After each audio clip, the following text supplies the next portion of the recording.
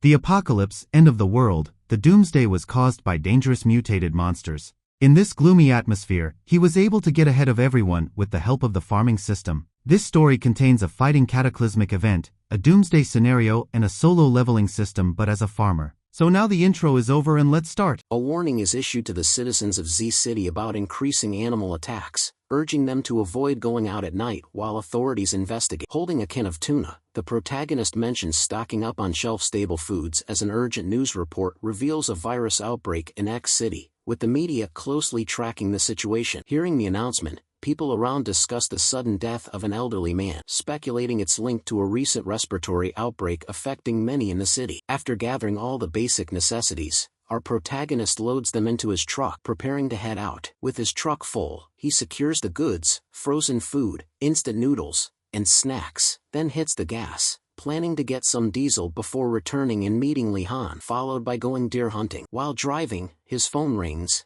and he answers, saying, "Hello?" A woman on the other end of the phone asks Tian Ran about her job proposal, but he explains he needs to care for Lihan and won't send her to an orphanage. The woman argues that since Lihan isn't his blood relative, he shouldn't keep her, threatening to cancel their marriage, but Li Tian Ran insists she's like a sister and it's his duty, to which the girl responds that she has no intention of looking after Lihan. Frustrated, the woman tells Li Tian Ran to forget about marriage and break up. He agrees. But while distracted on the phone, something suddenly darts in front of his car, and he crashes into it, blood splattering on the road. Slamming the brakes hard, Li Tian Ran jerks forward, clutching the steering wheel tightly. Scared and sweating, he wonders if he hit a dog, but upon looking closer, he realizes it was a goat. The goat, despite hit by the car, stands back up on its feet, with a strange and eerie expression on its face. Suddenly, its eyes lose focus as blood trickles past them. Li Tian Ran is shocked to see the sheep's brain is smashed, yet it's still alive. The sheep silently walks away as though nothing happened, acting very strange. As the sheep disappears into the nearby bushes, Li Tian Ran watches, still puzzled by what just happened. He turns back to the road, thinking it's good the sheep didn't die, so he won't have to get the police involved. After a while, he drives back to his farm. Parking the jeep and getting out, he begins unloading the rations when his sister calls out from behind, causing him to turn his head. Running towards him with two dogs trotting beside her, Lihan excitedly exclaims that Li Tian Ran is back, while he tells her to slow down. Seeing all the goods, Lihan smiles and remarks on how much he's brought, asking if she can help carry them. Li Tian Ran hands her a small package, telling her to carry it, and she happily agrees. Walking ahead of Li Tian Ran, Lihan mentions she's finished all her chores and is tired, so she eagerly asks for his meat stew to feel better, cheering when he suggests venison stew with carrots. As she tries to say something else, she stops, noticing one of the dogs taking a big bite from a bush, pulling out a mouthful of grass, so she gives the dog a light smack on the head, scolding it for biting the crops. With that, the two of them, along with the two dogs, head towards the house. A bull in its shed, chewing on grass, watches Li Tian Ran as he passes by. Its eyes seem unfocused and blood red, with flies swarming around them. A while later, the stew pot simmers, and Lihan mentions she has never seen a solar eclipse before, asking if she can watch it since it's been announced on the radio. Biting into her pie, Lihan praises Li Tian Ran's cooking and hunting skills. Li Tian Ran explains that the eclipse won't make it night, the sun will just get darker, and she'll need special glasses to watch it. The radio begins a countdown for the eclipse, starting from 10, when Lihan notices something and points at the window. Turning to look, Li Tian Ran sees the sun darkening as if covered by the blackest shade, and the sky outside growing dim, which shocks him into standing up. The radio countdown continues, reaching 3, and by now, the sun is completely hidden behind a black curtain. It feels like night outside as the countdown hits 2. And suddenly, the light bulb goes out. Looking frightened, Lihan asks why there's a blackout and crosses her arms, shivering from the cold. The two dogs start barking madly, and Li Tian Ran tenses up, trying to figure out what's happening. Even the radio goes haywire, emitting only static and buzzing noises. Pointing somewhere, Lihan urges Li Tian Ran to look, prompting him to turn his head. Kicking the door open, Li Tian Ran runs outside and is baffled by the sudden snowflakes falling from the sky in the midst of summer. Realizing something is off, Li Tian Ran hurriedly tells Lihan to head back inside while he manages the cattle, and she urges him to come back quickly, to which he reassures her. Struggling through the blizzard, Li Tian Ran shields his face with an arm and digs his feet in, pushing forward, with the black dog, Xiao He, walking beside him. Meanwhile, the sun seems to have transformed into something like a hole, surrounded by a swirling, dark phenomena. Straining to open his eyes, Li Tianran groans as the sun suddenly starts glowing brightly. The snow thickens, falling harder, and Li Tianran grits his teeth, struggling to stay upright. As he looks up, his eyes widen, and his jaw drops in shock as the sun looks like it's turned into a massive black hole. Sensing the eerie atmosphere, Xiao He growls softly. Bewildered, Li Tianran tries to comprehend the strange events, the sudden snowstorm and the sun's bizarre behavior. Suddenly, Xiao He lets out a loud bark, snarling as he spots the bull charging towards Li Tianran from behind. Still bewildered, Li Tianran is taken aback when Xiao He suddenly leaps over him, startling him further. As Xiao He lunges on top of the bull, Li Tianran swiftly dodges the sharp horns of the bull charging it. He slides 360 degrees on the slippery ground, observing the fierce battle between the dog and the bull, which seems to have grown large fangs. Without delay, Li Tianran sprints away, hoping to find his complex bow, and notices it lying on a chopped tree. The bull slams Xiao He onto the snowy ground, causing him to whimper. Cursing under his breath, Li Tianran draws his bow and pulls back an arrow, focusing on the bull. The bull turns to look at Li Tianran, noticing him before he can fire. Startled by the sight of the bull, Li Tianran panics and releases 4 arrows as the bull charges forward. The arrows pierce the bull's face, but it only lets out a growl like moo. Cheering at his hits, Li Tianran hopes the bull is dead, but it continues charging. Shocked, he realizes the bull isn't dead despite the arrows lodged in its head. Sensing something strange, Li Tianran raises his bow again to shoot more arrows. Reaching for more arrows, he discovers he's out and curses, only to be lifted off his feet as the bull charges into him. The impact sends him flying, and he crashes a few feet away, with Xiao He running to his side and barking madly. Coughing, Li Tianran notices the bull preparing to charge again, and Xiao He bites his thigh to grab his attention. As he turns to see what Xiao He is barking, he notices the dog is directing its attention toward their house. He then realizes that if the bull is mutated,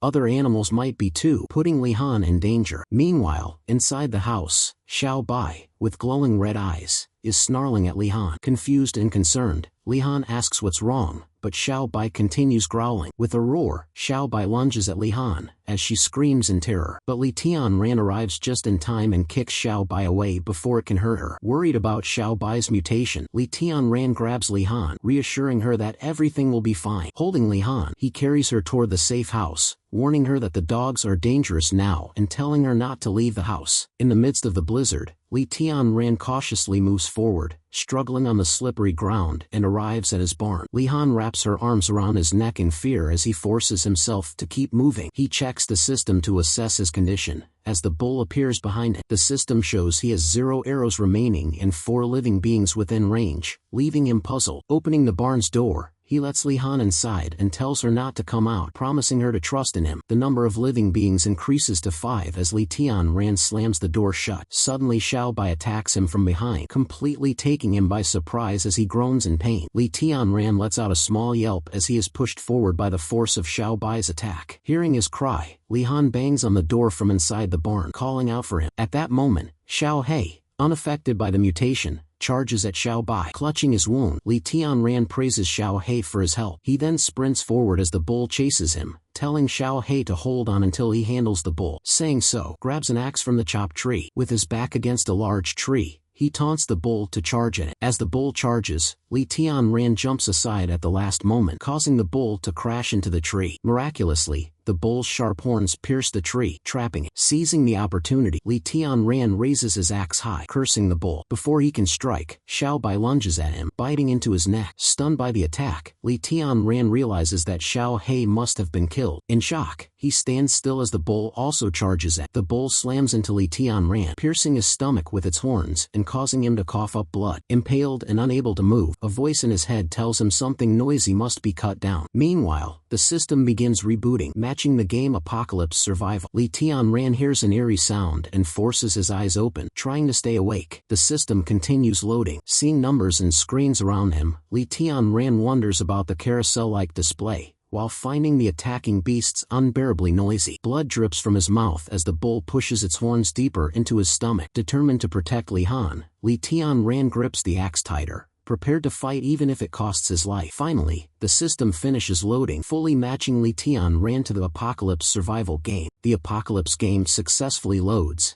and Li Tianran finds himself starting in the poorly run manor at level 4. Currently, he is floating in what seems like a deep lake made of pixels as he receives a level 1 skill, Eye of Truth. He is currently BNB rank and needs an additional 8 million points to upgrade to Fortress rank. After a blinding flash of light, Li Tianran opens his eyes. He finds himself lying on his back on the hard ground, bewildered to still be alive. Running his hand over his chest and stomach, he suddenly sits up, realizing that he was just pierced by the bull's horn. He also notices that all his wounds have vanished, leaving him confused about what's happening. Flashes of himself being brutally attacked by Xiao Bai and the bull rush through his memory. Letting out a groan of pain, he clutches his head tightly. Turning his head, he's startled to see the bull's head has been severed from its body. Looking to the other side, he sees Xiao Bai lying unconscious as well. Completely baffled, he wonders what could have happened after he passed out. Moreover, he is certain that the destructive power that killed the bull is beyond anything a human could have done. Suddenly, something strange happens as Li Tianran's eyes begin to blaze and glow a bright white. The system activates, welcoming him to the game, and he gets to his feet with electricity crackling around him. Xiao Bai relentlessly bites into Li Tianran's neck, but with a surge of strength, Li Tianran delivers a crushing fist to Xiao Bai's face. With the force of the blow, Xiao Bai is sent flying, crashing hard nearby. Gripping his axe tight, Li Tianran swings it down onto the bull, striking its head and making it roar loudly. A large wound appears on the bull's head as Li Tianran pulls back his axe. With a blank expression and his eyes still glowing, the aura around Li Tianran intensifies. His chest wounds begin to heal rapidly. Dashing forward with blinding speed, Li Tianran raises his axe high, poised to bring it down upon the bull before him. A blinding flash of light suddenly appears,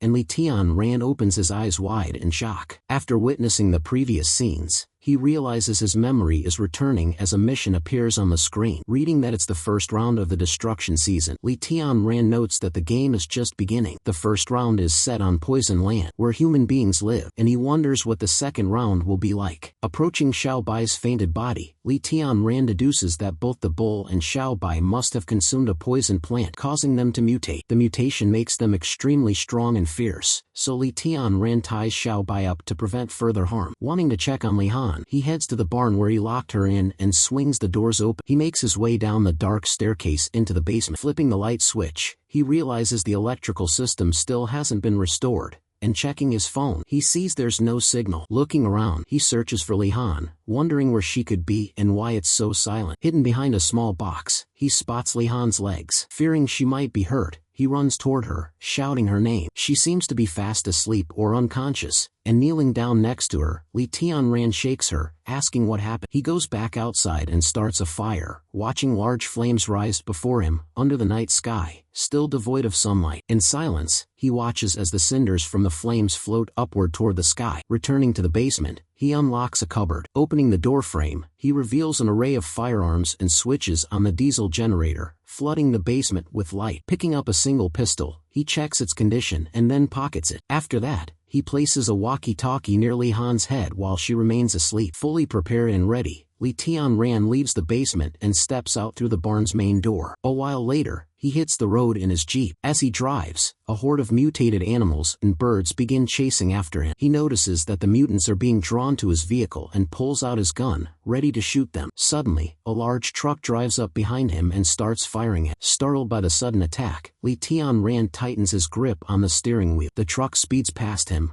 drifts powerfully, and blocks his path. Clenching his teeth, Li Tianran slams down on the jeep's brakes, stopping just before the truck. Meanwhile, a massive machine gun emerges from the truck's roof, aiming directly at Li Tianran's jeep. A military person mounts the machine gun, adjusts it, and lowers it into position. Inside his jeep, Li Tianran raises his hand slowly as he sees the gun aimed directly at the military person. Speaks through a walkie-talkie, announcing that the road alert has been lifted. Noticing the badge on the man's shoulder, Li Tianran realizes it's from the nearby army base and guesses there may be riots in the city. The military man tells Li Tianran it's dangerous outside and asks why he's there, to which Li Tianran replies he's searching for resources and supplies. The military man advises Li Tianran to head to the government's designated resource acquisition location, as the city is no longer safe, and Li Tianran agrees. At that moment, a military plane and a helicopter fly overhead, passing over Li Tianran's jeep. Observing the deployment of these aircraft, Li Tianran speculates that there must be numerous mutant beasts and decides to visit Zhonglin. Despite their recent breakup, the city is shrouded in smoke, with tall buildings looming under a dark, stormy sky, hinting at recent calamities. As Li Tianran drives along, he hears news of a robbery occurring on one street and reports of someone found dead on another. Alarmed by these dangerous reports, Li Tianran remains on high alert. Checking his rearview mirror, he sees police cars patrolling the streets and ambulances in action. He notices a woman being rushed into an ambulance, seriously injured. The scene is chaotic, with many injured and insufficient medical help, leading to some dying while others receive no treatment. A woman, on the brink of losing her injured husband, wails beside him, begging him to hold on until help arrives. Observing the chaos, Li Tianran realizes the medical system is overwhelmed, with too many casualties and too few personnel to manage them. Clutching the steering wheel tighter, he wonders if he will truly be able to save Li Han and complete his objectives. Outside the Resource Purchase Center, a crowd gathers as a loudspeaker announces that this location has been set up by the government for easy resource acquisition. The officer, speaking into a microphone, instructs the people to queue up and buy in turn. He advises patience, reminding everyone that all goods and rations are tagged with prices. Meanwhile, the people in the queue struggle to cooperate, with many quarreling to get ahead. In the corner, a woman holds her small daughter tightly as the girl sobs,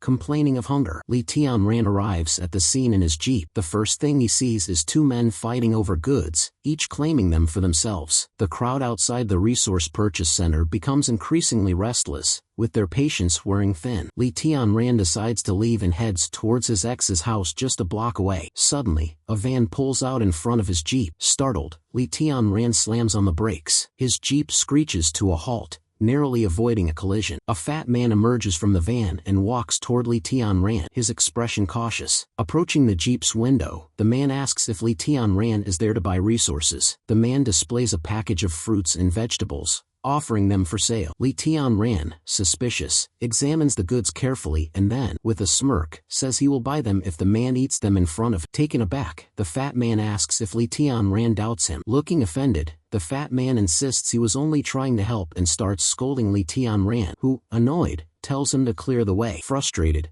Li Tianran pulls out his gun and points it at the fat man. He threatens to shoot if the man doesn't leave immediately. Terrified and sweating, the man quickly agrees to leave. He returns back to his van, having failed to scam Li Tianran, and slamming the van door shut, he drives off to the side, clearing the road. Li Tianran continues driving forward. After a while, he gets out of the jeep and walks towards a damaged building. Entering the building, he starts climbing the stairs. Arriving at his ex's apartment, he knocks on the door, calling out for her. Receiving no answer, Li Tianran assumes she isn't home and retrieves a key from under the mat. He swings the door open to find the apartment very dark inside and begins calling out for his ex. As he examines the room, Li Tianran notices it's cluttered with litter and scattered items. This is odd since he knew his ex was a tidy person and never left her room in such disarray. His eyes fall on a table where he spots contaminated fruit and a pill box. Approaching the box, he picks it up and reads that it contains Tianran's antibiotics, wondering how Zhonglin could have bought them given the company's poor reputation. Growing increasingly suspicious, Li Tianran inspects the apartment closely but finds no traces of blood or toxic food. Observing the mess, he notes that it's inconsistent with Zhonglin's usual habits. With the door locked from the outside and no signs of tampering, everything seems too deliberate, leaving Li Tianran to wonder where Zhonglin could have gone in this apocalypse. The B&B ranked shelter is equipped with the level 1 shelter skill called Eye of Reality, which displays objects and creatures digitally, and the level 1 shelter authority for remotely controlling a 30-acre area for fishing, farming, and construction. Li Tianran plans to upgrade the farm once he earns enough points, hoping the dilapidated level 1 greenhouse won't hinder the development of anti-radiation crops. He slams the spade into the ground, digging up the earth. As he stands upright to wipe the sweat from his forehead, Li Han calls out to him, saying the seeds are sprouting. She then invites Li Tianran to come and look at the small bud. While Li Han gazes at the bud with wide-eyed amazement, Li Tianran walks over to inspect. The buds are tomato seedlings with 48 hours until they mature. Seeing them, Li Tianran feels pleased, as they are anti-radiation rank seeds. With such a short maturation period, Li Tianran is optimistic and hopes to earn more points, making survival easier for both him and Li Han. Li Han, relieved that the new seeds succeeded, praises Li Tianran for his skills, and he asks if she remembers the rules he set. Confidently, Li Han recites the rules, Never eat food not given by Li Tianran. Don't leave the farm without his permission. Run and hide if she encounters any strange animals, and keep an eye on Xiao He to prevent it from eating random things. After the anti-radiation crops mature, Li Tianran harvests them, selling 70% for points and preserving the rest in his inventory for food. The system asks if Li Tianran is sure he wants to recycle the 200 kilograms of anti-radiation crops, and he confirms. The system successfully recycles the crops and awards Li Tianran 2,000 points, after which he stores the remaining crops in his inventory. The system congratulates him for completing his first recycling and earning an achievement, rewarding him with 2 AI work robots. Surprised by the high reward, Li Tianran realizes that achieving more milestones could yield further rewards. Deciding to check out the AI robots, he summons them but finds them small and seemingly insignificant. He gets the feeling that the tiny AI is staring directly at. Suddenly, the AI jumps from Li Tianran's arm and begins acting in a peculiar manner. Li Tianran observes the AI harvesting the crops and wonders if it can sense his thoughts, allowing him to command it mentally. That evening, to celebrate the sprouting seeds, Li Tianran prepares a grand meal, prompting Li Han to ask why they are having such a feast when he previously said they should conserve food. Smiling, Li Tianran assures Li Han that they can always grow more crops, so it won't matter. Li Han's eyes light up with admiration for Li Tianran. Li Tianran advises Li Han to keep their food secret from outsiders to avoid theft, and she promises to do so. She then gives a drumstick to Xiao He for protection, and he eagerly opens his mouth, drool dripping down. With Xiao He's mouth stuffed with meat, Li Han hugs him tight, saying he is the best. But thinking of Xiao Bai, she looks gloomy and asks if he is feeling better. Seeing Li Han's sadness, Li Tianran comforts her, saying that Xiao Bai is only temporarily wounded and will come out to play once he recovers. He also tells Li Han not to disturb Xiao Bai in the attic, and she agrees. In a flashback, Li Tianran visits Xiao Bai in the attic, where Xiao Bai is locked in a small cage. Upon seeing Li Tianran, Xiao Bai begins growling menacing. Something startles Li Tianran, pulling him out of the flashback. The system issues a warning that someone is attempting to intrude, and Li Tianran instructs it to show him the monitoring screen. The system describes the intruder's appearance and displays his face on the screen. Currently outside at the gate, shocked, Li Tianran recognizes him as his Uncle Nan. Walking out to the gate, Li Tianran asks Uncle Nan if something is wrong. Seeing Li Tianran, Uncle Nan throws his half-cigarette down and says he needs help from Li Tianran. Desperately gripping the gate bars, Uncle Nan asks if Li Tianran has any extra food, claiming his own was stolen, and requests a loan, citing the high cost of food. Li Tianran remains silent for a moment, considering the request. He then apologizes, saying he doesn't have much food himself because the valuable crops were destroyed by mutations. Uncle Nan accepts this and mentions he's been turned away by many relatives. Feeling sympathetic, Li Tianran agrees to lend him a small amount of food as thanks for past help. Uncle Nan's face lights up with relief and gratitude. A few minutes later, Li Tianran brings some instant noodles to the gate and wishes Uncle Nan luck for the future. Thanking Li Tianran, Uncle Nan takes the noodles and wishes that luck would be shared among them all. As Uncle Nan walks away, Li Tianran reflects that the food he gave will last his family only 3 to 5 days and plans to discreetly provide more food to Uncle Nan at night to avoid drawing attention. That night, as Li Tianran and Li Han head out in the jeep, Li Han asks where they're going, and Li Tianran explains they are delivering more food to Uncle Nan. Li Han recalls Uncle Nan as an enthusiastic older man and remembers that an older brother living with Nan used to give her candies. Soon, the jeep arrives at a small town. Li Tianran notes the eerie silence, with no animal sounds, and suspects that people have gotten rid of their pets. He parks the jeep outside Uncle Nan's house. He and Li Han get out, carrying the rations. Suddenly, a scream startles Li Tianran as a man's voice questions his son, Xiao Tian, about what he ate the day before, while the son begins coughing violently. The man, Uncle Nan, is seen desperately trying to comfort his son, who is coughing up blood. Uncle Nan sobs bitterly, holding his sick son and asking what has happened to him. Xiao Tian coughs harder, vomiting blood, prompting Uncle Nan to shout even louder. Watching from outside the window, Li Tianran wonders what has happened to Xiao Tian. Li Han asks if Xiao Tian will die due to the blood loss, and Li Tianran assures her it will be alright, telling her to stop looking. Li Tianran recognizes the symptoms as similar to those seen after consuming radioactive vegetables. An idea occurs to him: Xiao Tian could serve as a test subject, with his survival or death dependent on the situation. Meanwhile, Uncle Nan continues to weep,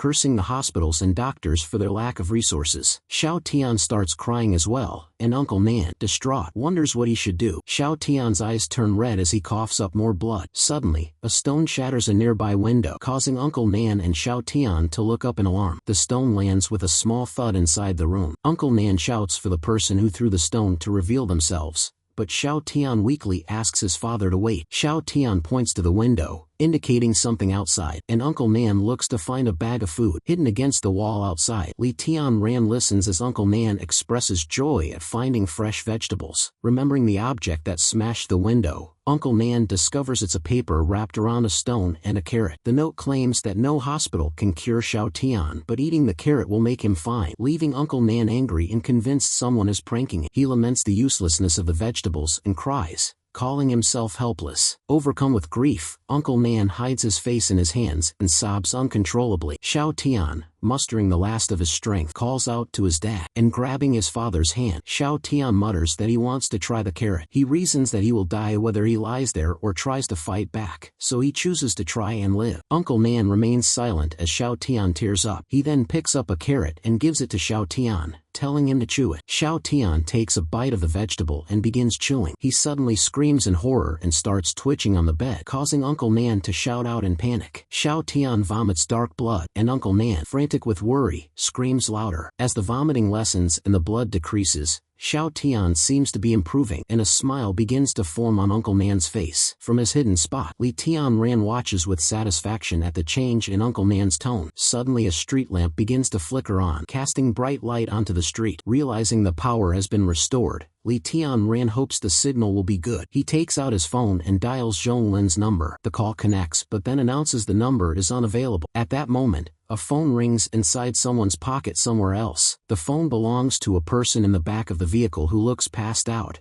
while the two men in the front find the ringing annoying. The man not driving retrieves the phone, notes it's from Zhonglin, and exclaims that the signal is back, while the driver tells him to turn it off. With an evil grin, the non-driving man speculates about the food they'll get after delivering Zhonglin, and the driver assures him they won't need to worry about food and drink for at least a month. The non-driving man asks what the buyers will do with these people, and the driver replies that it doesn't matter as long as they receive the money in return. On the way back to the farm, in the jeep, Li Han exclaims that Big Brother Xiao Tian is very powerful. Extending her arms to demonstrate, she remarks on the amount of blood Xiao Tian vomited and how he still recovered after eating the carrot. She notes that Xiao Tian's body changed from gray to blue quickly and, with an amazed look, exclaims how cool that is. For the rest of the journey back, Li Han continues to rave about Xiao Tian's abilities and expresses her desire to become similarly strong. Suddenly, something jumps onto the jeep's rooftop. A loud thud shakes the jeep, causing Li Han to yelp in surprise while Li Tianran looks up, puzzled by the noise. A large, black hand with long, sharp nails appears, revealing a dark creature with large,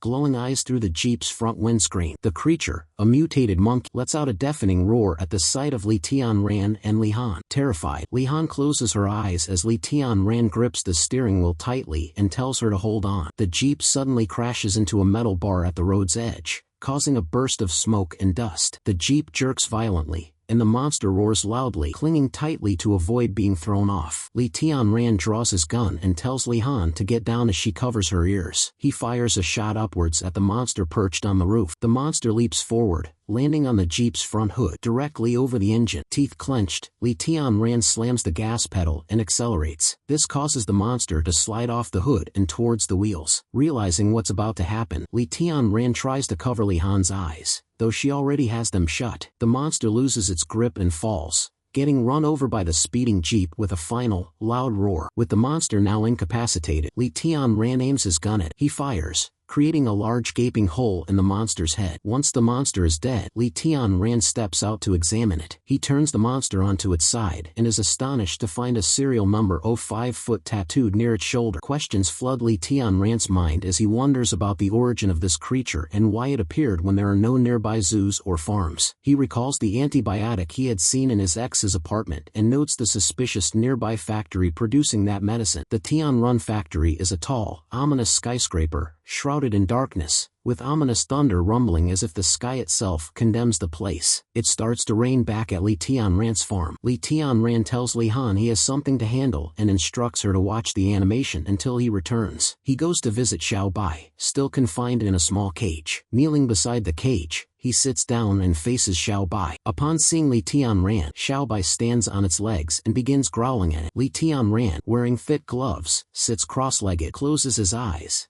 and takes a deep breath. The system appears and asks if Li Tianran wants to use all the medicinal carrots, and Li Tianran presses yes. He forces a carrot into Xiao Bai's mouth, explaining that the carrot can remove toxins from irradiated vegetables, hoping it will cure Xiao Bai. After forcing the entire carrot into Xiao Bai's mouth, Li Tianran holds it shut. He prays silently that the cure will work and then releases Xiao Bai. To his shock, Xiao Bai opens its massive mouth and snarls, lunging at Li Tianran. As a loud and powerful thunder roars across the sky, Li Han gives a concerned look. Frightened by the thunderstorm, she wonders why Li Tianran isn't back yet. Feeling anxious, she decides to find Li Tianran herself. She goes to the basement where Li Tianran is and quietly opens the door, creeping towards him. When she's close, she jerks Li Tianran from behind, attempting to scare him. Instead of being scared, Li Tianran looks concerned and turns around, while Li Han laughs and asks if he was frightened. Suddenly, Li Han notices something and her expression changes to one of horror. She sees the lifeless body of her beloved dog, Xiao Bai, lying on the floor, covered in blood. Overcome by shock, Li Han nearly faints as Li Tianran rushes to catch her. Worried, Li Tianran asks Li Han to pull herself together. Through tears, Li Han demands to know why Xiao Bai was killed and questions the effectiveness of the carrots. Embracing Li Han tight, Li Tianran explains that the carrots cannot cure mutated beings and that Xiao Bai is gone, leaving Li Han weeping bitterly and unable to accept the news. She then lets out a heartbreaking cry of grief, mourning the loss of her beloved dog. Blazing fire and smoke billow upwards into the sky, with only a few blackened, charred branches remaining where Xiao Bai's body is buried. Standing before the grave, Li Han bows her head in silent grief, while Li Tianran stands beside her quietly. Taking Li Han's hand, Li Tianran points out that it's getting colder and suggests they should go back. Later that day, Li Han sits in front of the TV, watching animation,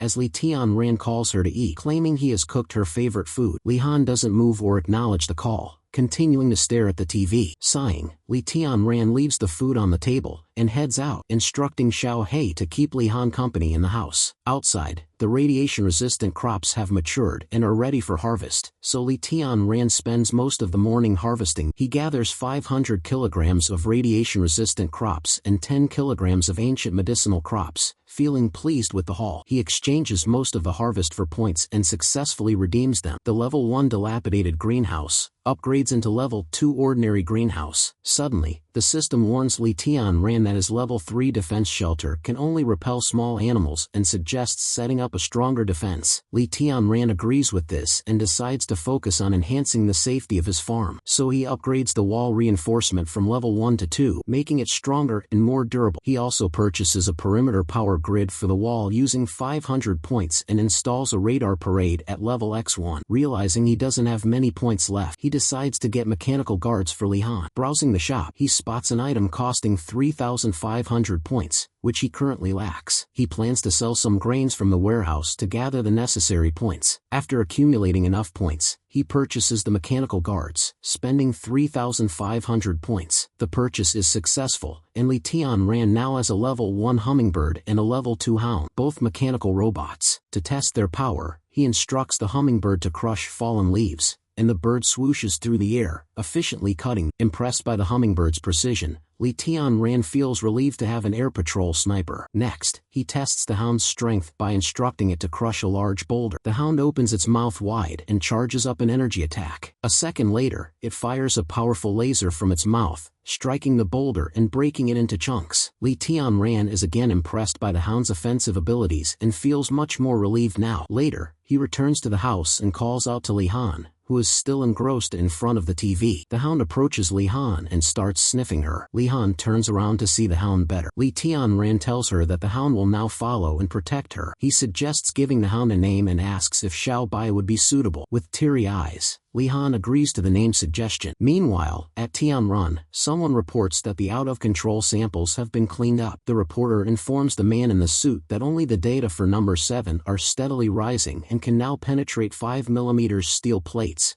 prompting the suited man to ask about the situation on the other side. The reporter explains that Vice President Ren is unhappy with their failure to donate medical equipment and warns that if she finds out, it could lead to trouble with the head office. Pulling out the chair and sitting down, General Manager Liang Tuanyu of Tianrun Pharmaceutical, the suited man, gives a wide grin. He dismisses the vice president as just a girl with little background, suggesting that if they act secretly, she won't know what to investigate, and the reporter asks about the head office. Liang Tuanyu orders the reporter to tell Chen Na to keep an eye on Ren Xiao to prevent her from ruining his business and instructs him to leave. Liang Tuanyu turns his chair to face the glass windows and sees the sign Treasure Land generates gold on the neighboring building. With a wide smirk, he hopes there will be a great treasure. The vice president, Ren Xiao, hurries to Liang Tianyu's office, asking where he is, while her assistant runs after her, saying Liang Tianyu isn't there. Ignoring the assistant's attempts to stop her, Ren Xiao forcefully pushes open Liang Tianyu's office door. Angrily, she demands to know what Liang Tianyu is thinking, criticizing him for focusing on animal experiments rather than producing medicine for the company. Turning his chair to face her, Liang Tianyu reminds Ren Xiao that she is in his office and can't barge in as she pleases. He explains that as a businessman focused on profit, he doubts any medicine currently available can address the global disease. Standing up, Liang Tianyu walks toward Ren Xiao, suggesting that if they could develop a solution for the ongoing virus, it would be highly rewarding, even for her as a shareholder. Forcing a smile, Ren Xiao asks if there has been any progress in his research and says she will visit the lab to check. Liang Tianyu hastily claims he was just joking and that his team hasn't developed a cure yet, asking if she could invest more manpower to speed up the process. Ren Xiao insists on visiting the lab to verify the progress before deciding on cooperation, and Liang Tianyu agrees, offering to arrange an escort for her. Outside, in the corridor, a man tells Ren Xiao that her time in Liang Tianyu's office was too brief for a thorough scan, revealing that the secret lab's entrance is likely not in Liang Tianyu's office. Ren Xiao asks if the man obtained any statement from the captured scientist. The man reveals that the scientist provided no useful information but has the key card to the lab, which he gives to Ren Xiao. Holding the key card, Ren Xiao examines it closely, pondering the lab's entrance location. Later, the escort, 2Z, takes Ren Xiao to the experimental lab, where Ren Xiao expresses a desire to check on the experimental subjects first. 2Z complies, showing her the animals in large tubes and explaining the processes and results so far. Suddenly, a man rushes in, sounding alarm, and whispers urgently into 2Z's ear, causing 2Z to look shocked. Observing the two men's anxious exchange, Ren Xiao starts grinning. 2Z nervously informs Ren Xiao of an emergency that requires him to leave, and Ren Xiao, smiling, agrees to look around on her own and urges him to handle the emergency quickly. Once the men leave, Ren Xiao is alone, exactly as she planned. Pressing her earpiece, she signals the man on the other end to proceed, and he acknowledges before starting to hack the surveillance cameras in the lab. With the cameras offline, he informs Ren Xiao, who instructs him to scan the lab for hidden doors or secret compartments. The man suggests checking the northeast corner, where there is a hollow in the wall, and warns her that she has only 30 minutes to find out everything. Ren Xiao presses the button in the hollow. Instantly, a hidden door in the wall opens, releasing smoke and gas. Ren Xiao peeks into the newly revealed room and is shocked at first glance. Seeing humans trapped in tubes for the experiment instead of animals, she notes that the situation is worse than she had predicted. The man on the other end asks if he should contact the head office, but Ren Xiao tells him to wait as she sees something even stranger. Inside the largest tube is what appears to be an artificial mermaid, with stitches visible all over its body as if sewn together. Ren Xiao reads the description of this experiment and curses Liang Tianyu. Meanwhile, back at the farm, the system informs Li Tianran that the radiation-resistant corn is ripe for harvest. Li Han, with a dreamy expression and sparkling eyes, goes to help Li Tianran harvest. Holding up a corn cob, she expresses her desire to grill it later. Smiling, Li Tianran asks if she's already hungry, to which Li Han confirms she is. Li Tianran tells her to gather some dry wood so they can grill the corn with butter, and Li Han excitedly agrees, jumping up happily. Later, as Li Han and Li Tianran are busy grilling and eating the corn, Li Han wonders if she'll become as fat as a pig from all the eating. Li Tianran explains that the special crop enhances physical fitness and assures her that, as she is still growing, she won't gain much weight. Li Han continues eating while Li Tianran scans her stats, noting significant physical improvements and hoping she won't turn into a King Kong Barbie. But he shakes his head, realizing he is overthinking. Munching at the corn as she gnaws on it, Li-han exclaims it's so good, and Li Tianran offers to grill her another spicy one. At that moment, the system informs Li Tianran of a visitor, making him wonder who could be visiting at this time. The visitor turns out to be Xiao Tian, carrying the food Li Tianran had given him earlier. Walking towards the gate, Li Tianran questions Xiao Tian about his unexpected visit. Upon seeing Li Tianran, Xiao Tian smiles warmly, mentioning that he's brought something in return to thank him for the help the other day. With a short laugh, Li Tianran tells him it's no big deal, as Xiao Tian eagerly extends a food package toward him. Taking the package, Li Tianran curiously asks Xiao Tian where he got all this food from. Brushing his hair nervously, Xiao Tian claims he found the food in his yard, thinking it was sent by some relatives. He adds that he wanted to repay Li Tianran's favor and mentions there's something else he needs to ask, to which Li Tianran allows him to speak. Nervously clutching his clothes, Xiao Tian asks to borrow Li Tianran's truck to visit a new grain store nearby. Li Tianran agrees, and even more anxiously, Xiao Tian admits that although he can drive, he hasn't received his driver's license yet. Realizing what Xiao Tian truly wants, Li Tianran asks if he should drive him to the shopping center, and Xiao Tian quickly agrees, saying it's not far from here. Xiao Tian promises it won't take long and requests Li Tianran's company, which makes Li Tianran think about the mechanical guards protecting the farm, allowing him to leave for a few hours. Agreeing to go with him, Li Tianran sets the condition to return before noon, which makes Xiao Tian grin widely. Preparing to get into his jeep, Li Tianran instructs Lin Han to stay at home and not to open the door for anyone. Confidently, Lin Han assures him that Bai, the mechanical hound she renamed, is more than capable of handling any trouble. Ruffling her hair, Li Tianran tells Lin Han he's going shopping with Xiao Tian and promises to bring back candy, prompting her to excitedly say she wants to greet him. Playfully pulling her cheek, Li Tianran reminds her not to show Bai to others, and Lin Han protests, insisting that at 6 years old, she's no longer a child. Indulging her request, Li Tianran drives the jeep outside the gate, where Xiao Tian is already waiting. Looking out of the front window, Lin Han happily calls out to Xiao Tian, expressing joy at seeing him in good health. Pulling Lin Han's head back into the car, Li Tianran instructs her to let Xiao Tian, who looks slightly surprised, get inside first. As the two drive off, Lin Han, standing by the gate with crossed arms, calls Li Tianran stinky for not letting her properly greet Xiao Tian. Deciding to entertain herself, Lin Han heads back inside to watch cartoons. Meanwhile, Li Tianran and Xiao Tian continue their journey to the shopping center. Reflecting on Lin Han's behavior, Li Tianran admits that she does have a tendency to speak without thinking. After a brief silence, Xiao Tian nervously asks if it's safe to leave Lin Han alone at home, given how chaotic the world has become. He then inquires if Li Tianran has left any self-defense tools for her, but Li Tianran notes that even if she had weapons, she wouldn't know how to use them properly. However, he reassures Xiao Tian by explaining that the electrified fence surrounding the farm makes it impossible for intruders to enter. Hearing this, Xiao Tian breathes a sigh of relief, saying he feels reassured now. Suddenly, something vibrates, and Xiao Tian quickly pulls out his phone. Glancing sideways, Li Tianran notices Xiao Tian typing something on his phone. It appears Xiao Tian is being cautious of Li Tianran's watchful eyes. After putting his phone away, Xiao Tian laughs nervously, explaining that he's short on cash and will borrow some from friends. However, Li Tianran remains silent, suspecting something suspicious. Meanwhile, back at the farm, Li Han is full of energy, shouting excitedly as she watches a heated battle on TV, with Xiao He barking along with her. She's watching Rainbow Warriors, a show about characters who can change colors,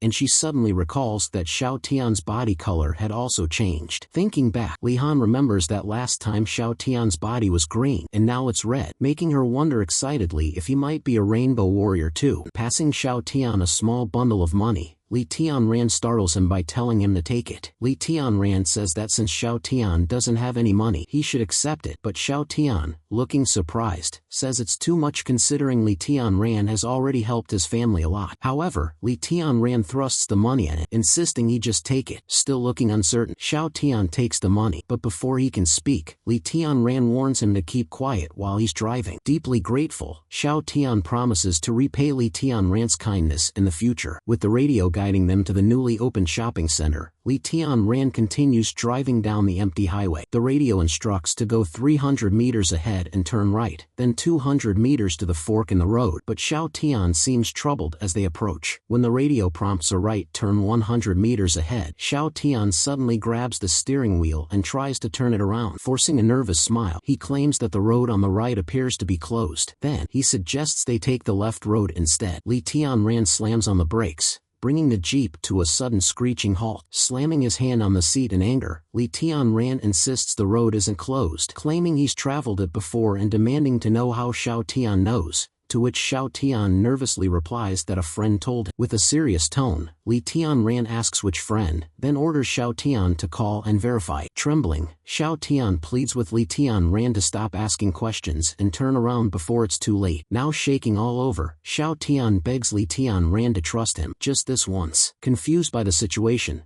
Li Tianran is baffled but listens to Xiao Tian's request and turns the jeep left. Meanwhile, somewhere else, a tracking device shows Li Tianran's jeep diverting, prompting someone to curse in rage and slam his fist into the screen. A man in glasses, gritting his teeth, snarls that something has gone wrong. The driver asks how Xiao Tian could betray them, while another man, sitting in the back, asks the one called Nan what they should do next. Pressing his earpiece, Nan calmly says he was prepared for this and speaks into it. He informs others that the target is heading their way and orders them to block their escape and cut them off. Driving faster, Li Tianran demands to know what's going on. Gripping his head, Xiao Tian breaks down into tears, apologizing repeatedly for betraying him. Tears stream down his face as he admits that his father was captured, blaming himself for everything. Li Tianran urges him to calm down and explain who the kidnappers are and what they want. Xiao Tian reveals that the kidnappers are from Tianran, aware of Li Tianran's radiation medicine, and plan to lure him away from the farm to capture Li Han and blackmail him for the cure. Shocked, Li Tianran is horrified, reminding Xiao Tian that Li Han is only 6 years old and he was willing to let her be kidnapped. Xiao Tian tearfully says they threaten his life, leaving him with no choice. Suddenly, Li Tianran's eyes widen as he spots a car tailing them, rapidly closing in on the jeep. Seeing the car, Xiao Tian begins cursing in fear, realizing the enemies have already caught up, while Li Tianran shouts at him to shut up. Still processing everything, Li Tianran questions whether all Xiao Tian's recent requests were just a test. Now understanding, Li Tianran realizes why Xiao Tian asked earlier about the farm's security. He also figures out that when Xiao Tian was on his phone, it was likely to message the other party. At this very moment, the people from Tianran have surrounded the farm, bringing a large dozer to destroy the walls. Xiao Tian sobs harder, apologizing again, explaining that his father was taken hostage, and he begs Li Tianran to give him the medicine. Clutching the steering wheel tight, Li Tianran says he'll deal with Xiao Tian later, but for now, he's focused on ensuring none of the intruders make it out of his farm alive. After Xiao Tian was cured, his father, Nan, was relieved, and Xiao Tian explained that he got contaminated after eating an apple he found. He mentions that they had been eating nothing but gruel for days, so he was tempted by the apple. Smiling, Uncle Nan grabs Xiao Tian's hand, saying he borrowed some good food, and they also received a wave of food drops, noting that the gods are looking after them. Xiao Tian remains silent as Nan praises their ancestors for blessing Xiao Tian with life. However, Xiao Tian doubts if gods exist, thinking they wouldn't allow such a calamity to befall the world if they did. With a bag of fresh food nearby, Nan asks Xiao Tian if he's hungry. He offers to prepare some nice food, pointing out that Xiao Tian still needs to recover fully. Suddenly, Xiao Tian stands up abruptly, startling Nan. As Xiao Tian rushes out of the room, saying he'll be back soon, Nan calls after him, asking where he's going. It's nighttime, with a crescent moon shining brightly, and a knock on someone's door wakes them up, prompting them to ask the knocker to stop. Opening the door, a man named Miao sees Xiao Tian standing there. Annoyed, Miao asks what Xiao Tian wants, and Xiao Tian explains that his house was robbed, so he wants to check the surveillance footage. Shocked, Miao listens as Xiao Tian points to the nearby camera and asks if it's a 360-degree wireless system, which Miao confirms. Xiao Tian then requests the footage of the area outside his house. Seconds later, he begins to nervously review the recordings in the surveillance room. Excited, Xiao Tian is eager to find out who saved him. In the footage, he spots a familiar jeep and recognizes its license plate. Later, when Xiao Tian returns home, his father asks where he went, and Xiao Tian replies that he discovered who saved his life. He claims that Li Tianran gave him the cure, which he confirmed by checking the CCTV footage. Delighted, Nan praises Li Tianran as a good man for saving Xiao Tian and providing them with food. However, Xiao Tian doesn't seem pleased and asks if Nan has heard about the Tianrun group paying generously for the cure. Looking suspicious, Nan asks what Xiao Tian is planning, and Xiao Tian responds that he just wants to make life easier for both of them, questioning if Nan thinks their food will last forever. Furious, Nan slaps Xiao Tian, shouting that it's disgraceful to repay Li Tianran's kindness with treason. Nan declares that he's ashamed to have Xiao Tian as a son and orders him to leave. Wiping blood from his mouth, Xiao Tian asks why Nan doesn't understand their situation, pointing out that they can only rely on themselves to survive. Back in the present, Xiao Tian, after betraying Li Tianran, felt guilty at the last moment and warned him that Tianrun was after him, leading to the current chase. Driving his jeep as fast as possible, Li Tianran realizes he can't shake them off. Suddenly, he spots 2 more cars blocking his path. With no escape route, Li Tianran brings his jeep to a drifting halt. The cars chasing him also stop. Now trapped between cars in front and behind, Li Tianran has no choice. He exits his jeep, dragging Xiao Tian out by the neck with his arm. A man exits one of the cars and introduces himself as Chen Nan from the Tianrun company, explaining that they know Li Tianran has the cure for the virus outbreak and they only want to take it. Grinning, Li Tianran asks what happens if he refuses. Chen Nan offers 2 choices. The first is to cooperate and make lots of money. As for the second option, Chen Nan withdraws a small knife, saying they'll take the cure by force. Li Tianran responds that he found the cure by luck, but there was only one, and he used it on Xiao Tian, so they chased him for nothing. Chen Nan scoffs, accusing Li Tianran of refusing to cooperate even at death's door. He then instructs his men, who infiltrated the farm, to capture Li Han and feed her poisonous fruits. Smirking, Chen Nan claims his men are protected against the farm's electrified fence and tells Li Tianran to reconsider, but suddenly stops, looking shocked. Flames seem to dance around Li Tianran, startling everyone. With a stern expression, Li Tianran declares that he hates being threatened, terrifying Chen Nan with the look in his eyes. Li Tianran warns them that they're lucky they didn't go to the farm, where they'd have faced instant death. Intimidated, Chen Nan tries to sound brave, urging Li Tianran to cooperate for the sake of the little girl's life. However, Li Tianran continues glaring at him with the same serious expression. Admitting that Li Tianran won't cooperate, Chen Nan orders his men to go and make him regret his choices. The intruders outside the farm prepare to invade as the dozer starts striking the wall to bring it down. Watching the intruders through the surveillance screen, Li Han closes her eyes in frustration at the noise, unable to enjoy her cartoons in peace. With repeated strikes from the dozer, a hole begins forming in the wall, causing chunks of cement and rubble to fall. Meanwhile, Li Tianran is being ambushed, delivering a forceful knee strike to one of the attackers. Chen Nan recoils slightly as the man is sent flying backward and slams into the ground. As Li Tianran continues beating up more attackers, Chen Nan starts to worry, clenching his teeth. He notices one of his men lying unconscious from a single strike by Li Tianran.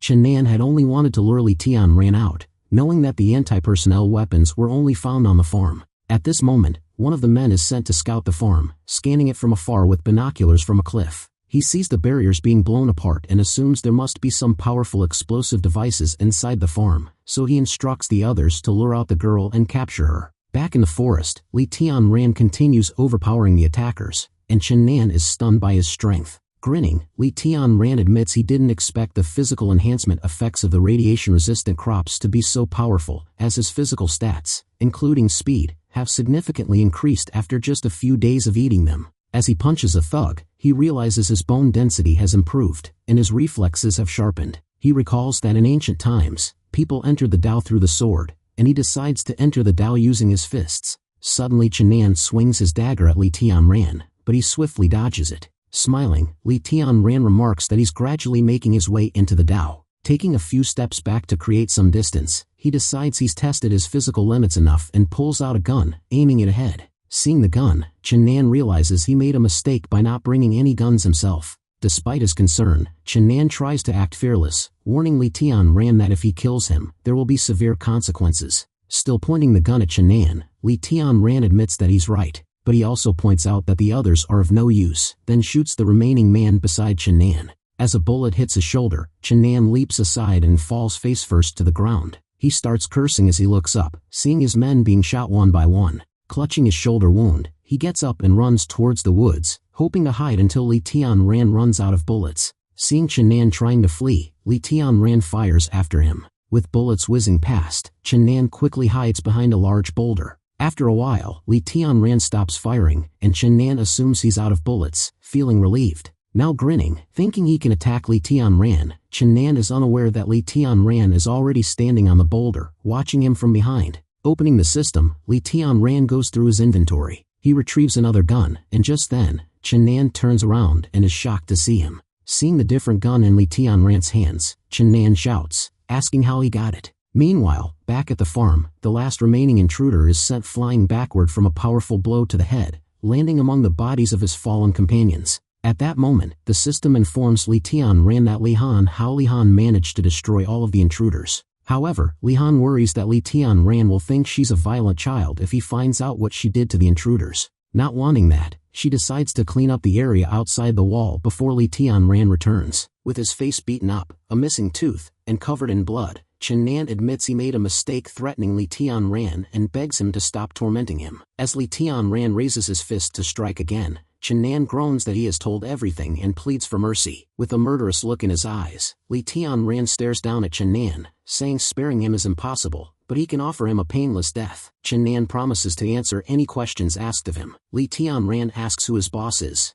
and Chen Nan reveals it's Liang Qianyu, the CEO of Tianrun. Li Tianran then asks if anyone else is involved. Chen Nan explains that Liang Qianyu is solely responsible, and even the high-ranking executives are unaware of the plan, as Liang Qianyu wants to impress the headquarters. Hearing the word headquarters, Li Tianran realizes that Tianrun is just a subsidiary of a larger group. Seeing Chen Nan about to pass out, Li Tianran punches him awake and asks if Liang Qianyu has reported the cure to the headquarters. Groaning, Chen Nan says Liang Qianyu didn't report it since another vice president has connections at the headquarters, which might ruin his plans. After getting all his answers, Li Tianran tells Chen Nan to take him to meet Liang Qianyu. When the phone rings, Liang Qianyu answers and asks if the mission is complete, to which Chen Nan replies that the target is under control but insists on meeting Liang Qianyu before revealing anything. Liang Qianyu berates Chen Nan for failing to handle a single person but agrees to meet at warehouse number 78. Before Liang Qianyu can say more, the call disconnects, enraging him, and he throws the phone in frustration. Deciding to replace Chen Nan once he's at the headquarters, Liang Qianyu gets up and leaves his office. Chen Nan appears to have been tied up and forced to relay all the information he just gave over the phone. Li Tianran is driving the vehicle, with Chen Nan tied to the seat next to him, and Xiao Tian sitting in the back seat, thanking Li Tianran for sparing him. Li Tianran clarifies that he's doing this for Uncle Nan and tells Xiao Tian not to get sentimental, prompting Xiao Tian to apologize. A while later, Xiao Tian arrives at the warehouse where Liang Qianyu is already waiting with his henchmen. Seeing Xiao Tian alone with the captive,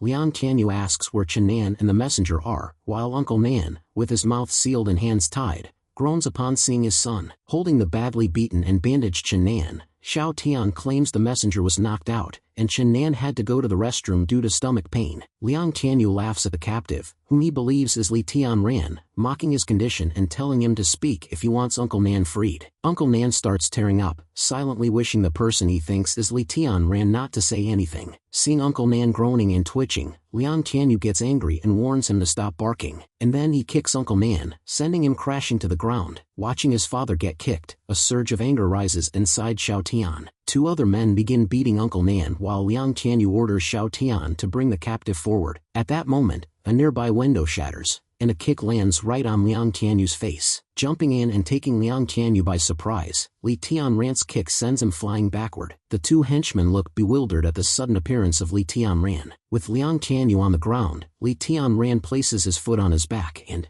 pointing his gun at him, says the wall wasn't easy to climb. The two henchmen move forward to help their boss, but Li Tianran warns them to stay back, threatening to shoot Liang Qianyu. Turning his head to face Li Tianran, Liang Qianyu, puzzled, asks where Chen Nan is and if he betrayed him. Still pointing his gun at Liang Qianyu, Li Tianran mocks him, questioning how someone like Liang Qianyu became the head of Tianrun and revealing that Chen Nan is right there. Looking over at the bandaged, beaten man supported by Xiao Tian, Liang Qianyu finally realizes it's Chen Nan. Now a bit scared, Liang Qianyu warns that if Li Tianran kills him, Uncle Nan will die. Grinning, Li Tianran replies that he doesn't care and says killing Liang Qianyu would be more efficient. Xiao Tian pleads with Li Tianran not to endanger his father's life. Liang Qianyu's henchmen ask for his orders, and he commands them to kill Uncle Nan. Acting quickly, Li Tianran shoots the two henchmen in the blink of an eye. As the two men fall dead, Xiao Tian rushes to his father, calling out for him. Li Tianran finally shoots Liang Qianyu, killing him. Xiao Tian and Uncle Nan both kneel and bow to Li Tianran, thanking him for his forgiveness towards Xiao Tian. Li Tianran tells Uncle Nan not to feel guilty since he did nothing wrong, and tells Xiao Tian to stop apologizing because he doesn't deserve forgiveness. Li Tianran says he won't harm Xiao Tian because it's unnecessary. Xiao Tian assures Li Tianran that he and his father won't talk about this and asks how he plans to handle the situation. Li Tianran instructs him to pile up the dead bodies, and he says he will bring the car, and Uncle Nan, puzzled, asks what he plans to do. Li Tianran points out that their only option is to eliminate all traces. As Xiao Tian begins piling the corpses, he asks his father if Li Tianran plans to burn them, and Uncle Nan confirms this might be the plan. Uncle Nan walks toward Chen Nan's corpse and begins to pull it toward the pile. Suddenly, Chen Nan, with a glass shard in his hand, swings it at Uncle Nan, catching him by surprise. Uncle Nan recoils as the glass shard hits his thigh, and Chen Nan realizes he messed up as Uncle Nan dodged his attack. Xiao Tian, worried, calls out to his father. As Uncle Nan falls to the ground, Chen Nan raises the glass shard, laughing, ready to finish him off. Just as he swings, Xiao Tian steps in front of his father, taking the attack himself. Seeing his son sacrifice himself, Uncle Nan's face fills with horror. At that moment, Li Tianran drives in, hitting Chen Nan with the car and sending him flying backward. The car crashes into the wall, taking Chen Nan with it. Li Tianran exits the car and rushes toward Xiao Tian, who lies on the ground with his father crying over him. With a large wound near his chest, Xiao Tian looks up at Li Tianran. As Uncle Nan cries, Xiao Tian admits his father was right and calls himself useless. He confesses he recklessly endangered his father for selfish reasons, and says he deserves to die so he can finally find peace. Raising his bloodied hand, Xiao Tian asks Li Tianran to thank Li Han on his behalf. He hands Li Tianran a candy, asking if the candies in the food they received were from Li Han. Thanking Li Han for the sweet candies, Xiao Tian closes his eyes for the last time. Realizing his son is truly dead, Uncle Nan falls silent, as if something inside him has broken. Like a broken man, Uncle Nan rises, still clutching the glass shard that killed his son. He walks past Li Tianran and toward Chen Nan. Once near Chen Nan, Uncle Nan raises the shard and takes his revenge. Moments later, Li Tianran and Uncle Nan walk away from the warehouse, now engulfed in massive flames, with smoke billowing into the sky. General Ren looks out of her office window, sipping her coffee when someone arrives to inform her of a major event. Turning around, Ren tells the informant to calm down and speak slowly. The informant reveals that Liang Qianyu is dead, and Ren's hand trembles, spilling some coffee. She goes to the lab where Liang Qianyu's body is stored and asks the doctors if his identity has been confirmed, and they affirm it with DNA tests. The doctor explains that the two confirmed bodies are Liang Qianyu and Chen Nan, but the others didn't match any known identities. Ren says it doesn't matter and asks whether it was murder or an accident. The doctor replies it was murder, as they found bullet fragments in the bodies. Lifting the cloth covering one corpse, Ren sees it burnt to charcoal, and the doctor adds that some bodies showed signs of torture. Horrified by the scene, Ren suspects someone ruthless is behind this, but isn't sure if they specifically targeted Liang Qianyu. Covering the corpse, Ren wonders if the culprit was targeting Tianrun Corporation. If it was only Liang Qianyu, it's manageable, but if it's the company, they are now her enemies as well. Li Tianran buys a bomb button from the system shop and asks Uncle Nan if he's sure about wanting revenge. Uncle Nan confirms he wants it, even if it costs him his life. With Uncle Nan's confirmation, Li Tianran attaches the bomb button to the back of his neck, mentioning that even though most traces are cleared, Tianrun might still find clues leading to him. Li Tianran warns Uncle Nan that the bomb button is linked to his nervous system and not to let what happened to Xiao Tian happen again, to which Uncle Nan assures he'll be careful and doesn't want to explode. With that settled, Li Tianran drives back to his farm. Arriving at the farm, he sees Li Han outside the wall and asks what she's doing. Startled, Li Han, who's in the middle of burying the intruders that attacked the farm, nervously claims she didn't blow anything up and was just playing a digging game. Li Tianran says he knows everything and asks why she's lying, to which a blushing Li Han mutters she didn't want him to think she's violent and push her away. Smiling, Li Tianran tells her she's being silly and that he would never not want her, prompting a teary-eyed Li Han to confess she killed someone. Li Tianran reassures her that no matter what mistakes she makes, he will always be by her side, calling her his most important family member. Gently placing his hands on her head, Li Tianran says he's glad she was able to protect herself and encourages her to always be herself. Moreover, he also praises Li Han's actions in dealing with the intruders on her own. Li Han declares that anyone who dares bully Li Tianran will face her wrath, prompting Uncle Nan to admit the world is changing and that he should adapt as well. Li Han claims that she saw red on the intruders, so she blew them up, as they even dared to shovel down the gate, adding that she hates that color. Surprised, Li Tianran asks if she can see colors on other people too, and Li Han confirms, saying Li Tianran has a relaxing blue color and Xiao He has a green color. She also mentions that brother Xiao Tian had red when she last saw him, and Grandpa Nan is gray with some green. Now even more puzzled, Li Tianran asks if she can only see colors or if she also sees numbers or words, wondering if she might be a player like him. Li Han says there are no numbers or letters, and when Li Tianran asks when she started seeing colors, she replies it began a week ago. Realizing this ability started when the destruction season began, Li Tianran concludes Li Han isn't a player, as she hasn't seen the system, and wonders if this is an evolution caused by eating radiation-resistant vegetables. Noticing Li Tianran's strange expression, Li Han says his smile is scary, and Li Tianran claims he's just really happy. He understands now that the crops redeemed from the food system don't have the same side effects as radiation crops. After eating the radiation-resistant food for days, their physical functions improved, and Li Han even evolved the ability to see emotions. Piecing it together, Li Tianran thinks it's like a proximity program, akin to a humanoid reconnaissance device. His ability is called the Eye of Truth, so he concludes that Li Han's ability must be the Eye of Good and Evil. Smiling, he tells Li Han her abilities are useful, and she asks if she can help him in the future. He affirms, saying she will be his strongest assistant. Pleased, Li Han smiles as Li Tianran rubs her hair and asks if she's hungry, to which she happily replies that she is. Later, Li Tianran sets the table with freshly cooked food. As the three of them sit around the table ready to eat, Li Tianran announces that Uncle Nan will live with them from now on, and Li Han exclaims happily. She then asks where Xiao Tian is, and Uncle Nan, taken aback, says Xiao Tian has gone to another world to atone for his sins. Mouthful of food, Li Han mumbles that it seems those who glow red and have bad intentions don't live long. Grinning widely, she says anyone who bullies Li Tianran or the dogs will pay, and Li Tianran tells her to focus on eating. Uncle Nan, looking at his hands stained with blood, vows he no longer cares as long as he can get revenge for his son, becoming Li Tianran's watchdog. Elsewhere, a man lights a cigar while watching the news on TV, which reports death tolls in various cities. The news reader says the federal government is transferring grain reserves and that soilless cultivation technology will soon be mass-produced. The reporter reassures the public not to panic when suddenly, someone turns off the TV. Behind the man in the wheelchair, a guy addresses him as father and asks what he can do, and the old man asks if he's read Ren Zhao's report. The son confirms that Liang Tianyu is dead. The old man laments the loss of Liang Tianyu, who was a good earner, and mentions that the mutation process has accelerated, with the military capturing a level 5 mutated beast. Hearing about the level 5 mutated beast, Bai Jingyan, the head office researcher, is shocked, claiming they've only been able to research up to level 3. The old man explains that in the deep forests, far from humans, the abundance of radioactive vegetation has accelerated animal mutations,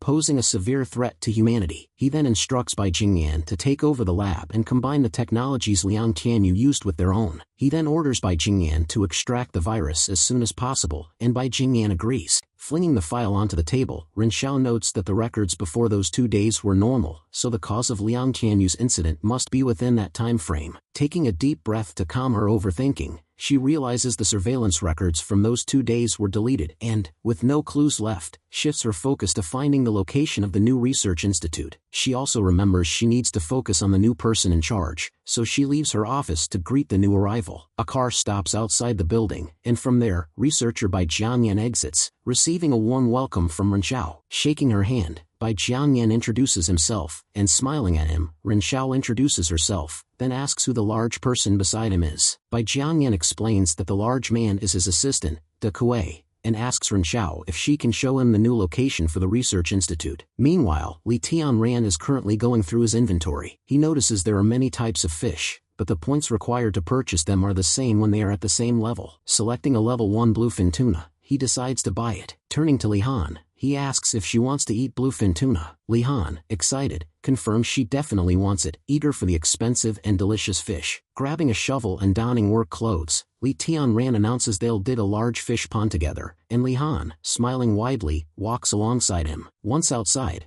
Li Tianran begins drawing the dimensions of the pond on the ground with a stick. With the dozer ready, Li Tianran suggests they start digging in this location now. Rubbing Xiao Hei's belly, Uncle Nan asks how old he is, commenting that Xiao Hei has grown a lot bigger than before. Li Tianran replies that Xiao Hei couldn't have grown, as he reached adulthood a long time ago. Hearing this, Uncle Nan suggests the food might have made Xiao Hei gain weight, noting that when he last saw him, Xiao Hei only reached his knees, not his thighs. Li Tianran realizes that, since Xiao Hei is always by his side, he hadn't noticed any changes but now thinks Xiao Hei might have evolved from eating the radiation-resistant crops, like Li Han. So, he decides to keep a closer eye on Xiao Hei from now on and not let him eat anything other than safe food. At that moment, the system notifies Li Tianran that someone has arrived to visit, prompting him to turn around and see who it is. Outside the gate are Ren Xiao, Bai Jianyan, and De Kuei, with the system assigning them a threat level of 8. Ren Xiao informs Bai Jianyan that this farm is the location she chose,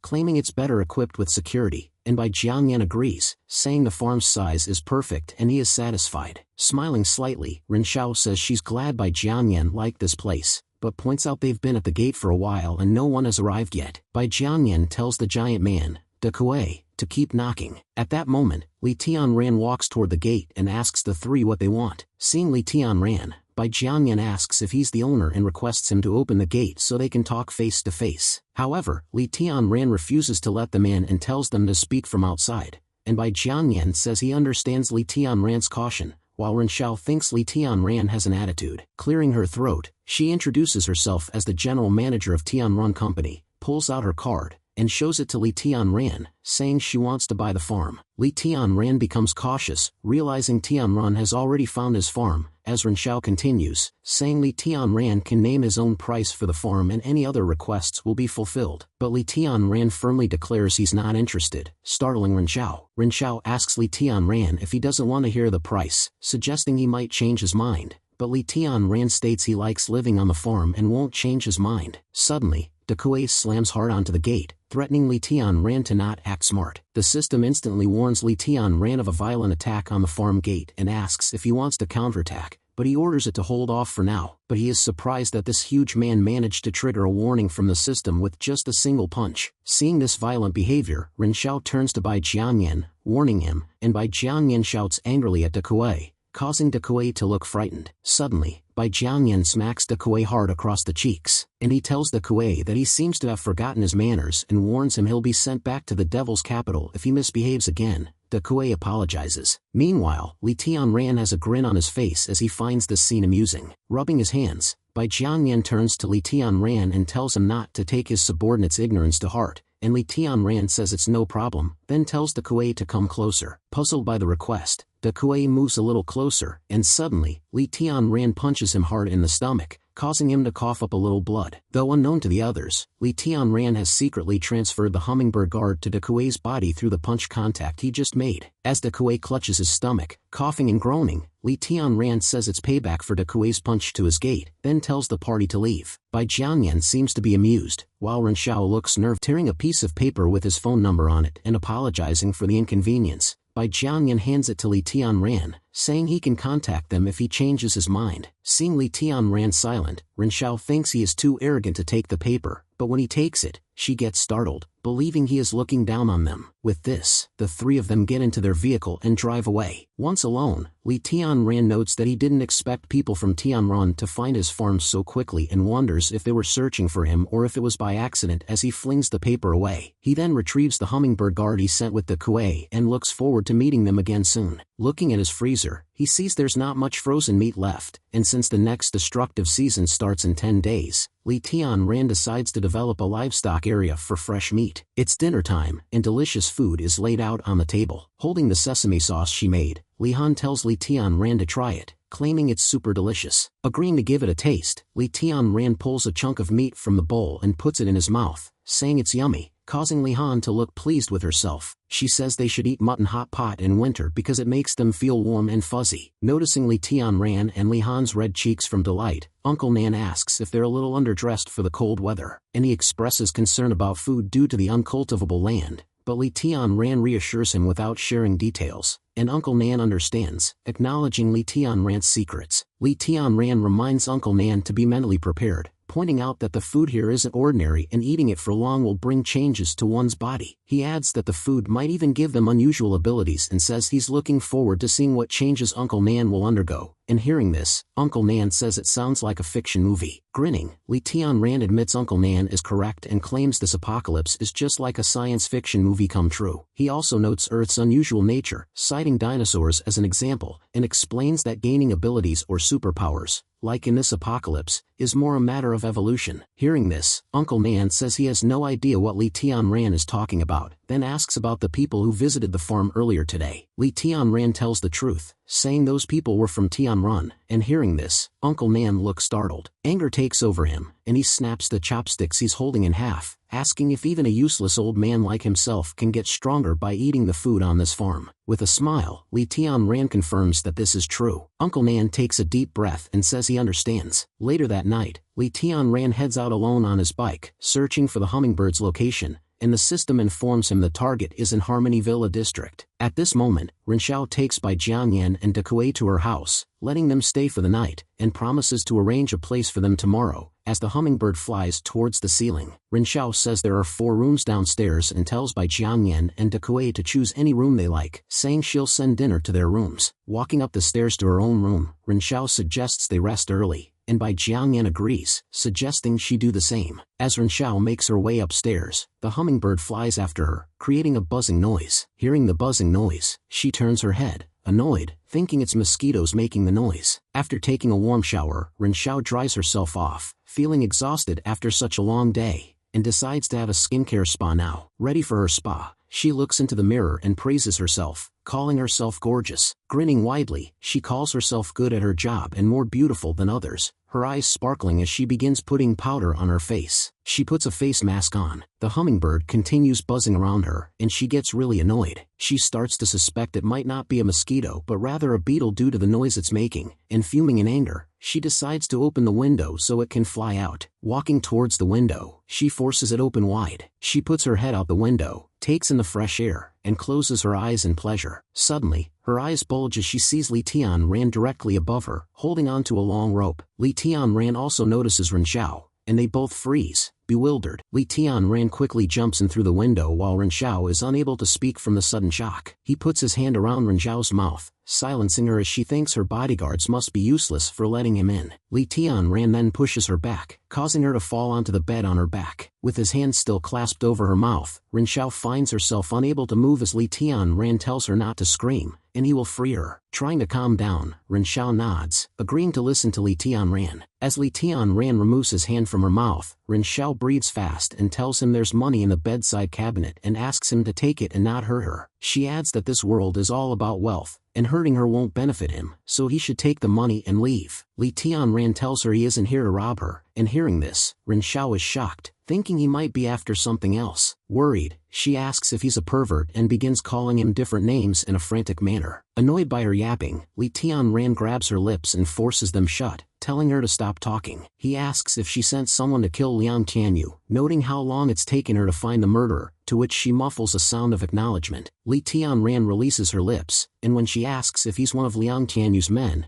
he replies that Liang did him a favor and he seeks to avenge him, asking for details about Liang's death. Renshao says she and the police are investigating but haven't found out who the culprit is yet. Pointing at Renshao, Li Tianran says that since she took over Liang's position, she might have killed him herself. Angry, Renshao says there's no evidence and mentions that Liang Tianyu had many enemies, so anyone could have killed him, but Li Tianran expresses disbelief that no suspects have been found yet. Renshao claims the culprit destroyed everything, so there's no way for her or the police to know who to suspect. Hearing this, Li Tianran is relieved he's not on the suspect list, and Renshao asks if he will let her go now. At that moment, Li Tianran hears footsteps approaching and then a loud banging on the door, with someone calling for Renshao to open it. Reacting fast, he quickly strikes Renshao's neck, knocking her out. Meanwhile, Dekue is banging on the door outside, while the maid says the alarm system went off, meaning something must have happened, and she begs Duque to save Miss Rin. Duque raises his knee and slams it hard against the door, shattering it into pieces. With the door broken, they find Rin Xiao lying on the floor, unconscious. Duque rushes to the window to check for anyone outside while the maid lifts Rin Xiao into her arms, sobbing and asking what happened. Looking down from the window, Duque shouts at MD not to let the intruder escape. Landing on the ground, Li Tianran begins to flee, surprised that the giant man managed to break down the door. Suddenly, a voice says it's rude to break into a girl's room in the middle of the night, startling Li Tianran. Turning around, he sees Bai Jiangyan standing nearby and asks how he found him despite leaving no traces. Bai Jiangyan reveals that when Li Tianran stepped on the gravity-sensing device he placed at the window, it alerted him because it would be where Li Tianran would escape from. Hearing this, Li Tianran is startled, realizing Bai Jiangyan is really smart. But confident in his strength, Li Tianran charges at Bai Jiangyan. He pulls back his fist and thrusts it straight at Bai Jiangyan, but Bai easily blocks it with his knee. Seeing this, Li Tianran is taken aback and leaps backward in alarm. Smoke rises from Bai Jiangyan's knee where Li Tianran struck him. Grinning, Bai Jiangyan says the bones in the arm are nothing compared to the knee and starts lecturing about how a punch should be thrown and its impact. After his lecture, he asks Li Tianran if he's ever practiced martial arts and tells him to answer. Otherwise, Bai Jiangyan claims he won't let Li Tianran leave. Li Tianran's arm, the one he used to punch Bai, starts trembling. Ready and on guard, Li Tianran wonders if Bai Jiangyan has practiced martial arts, considering how easily he stopped the punch. Hearing unusual sounds nearby, Li Tianran suggests to Bai Jiangyan that they investigate the noise and fight next time they meet. Suddenly, Bai Jiangyan lunges at Li Tianran, ready to attack. He points out that, as he said, Li Tianran isn't leaving this place. But before Bai Jiangyan can strike, a gust of dust flies into his eyes. The dust that Li Tianran threw at Bai Jiangyan causes him to rub his eyes frantically, unable to see. As Bai Jiangyan coughs and struggles with blindness, Li Tianran turns to leave, telling him to wash his eyes. Still coughing,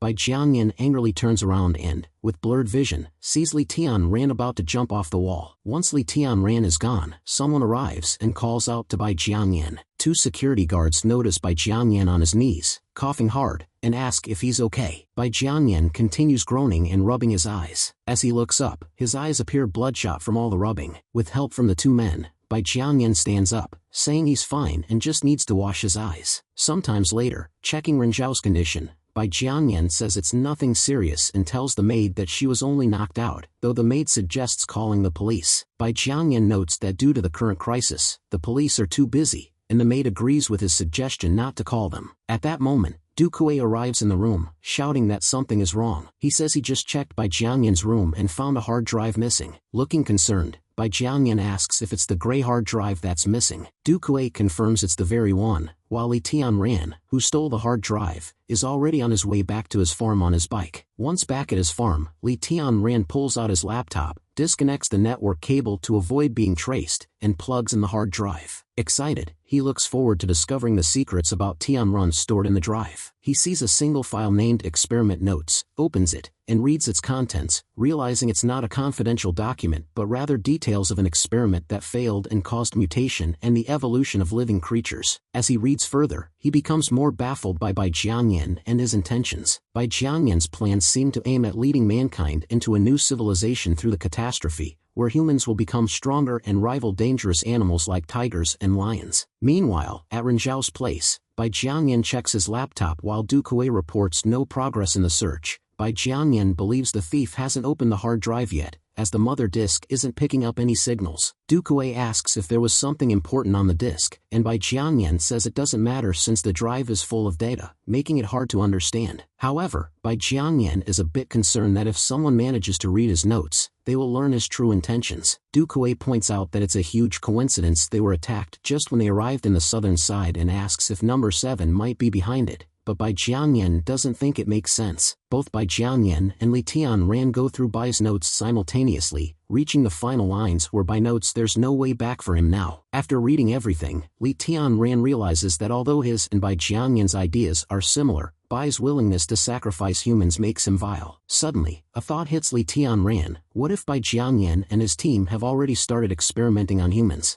As planned, Li Tianran starts rearing livestock, including pigs, chickens, and rabbits. Seeing the cute animals, Li Han's eyes sparkle, and she asks Li Tianran where he got all the little cuties, while Xiao Hate sulks from lack of attention. Li Tianran thinks silently, knowing that even if he explains, Li Han won't understand his system in this game. He gets an idea and tells Li Han that he has a Doraemon treasure bag from which he can take out anything. Hearing this, Li Han gets even more excited, turning toward Li Tianran while decorating a bunny's face, who seems to be in tears. Li Tianran tells Li Han not to reveal this secret to anyone, and Li Han firmly agrees she won't. As Li Tianran's eyes fall on the bunny in Li Han's arms, now passed out, he scolds her, saying not to play with their precious food and to put it back in the shed. Learning the rabbit is food, Li Han begins wailing and hugs the rabbit tightly, saying she wants to keep it, while Li Tianran tells her the rabbit's spicy meat is nicer. Li Tianran continues listing different dishes they can make from the rabbit, and hearing this, Li Han feels like she's going to pass out. Her eyes go dizzy, and she declares she'll become a vegetarian from now on. Li Tianran tells Li Han to be grateful for the food and not to waste any, reminding her not to get close to the animals,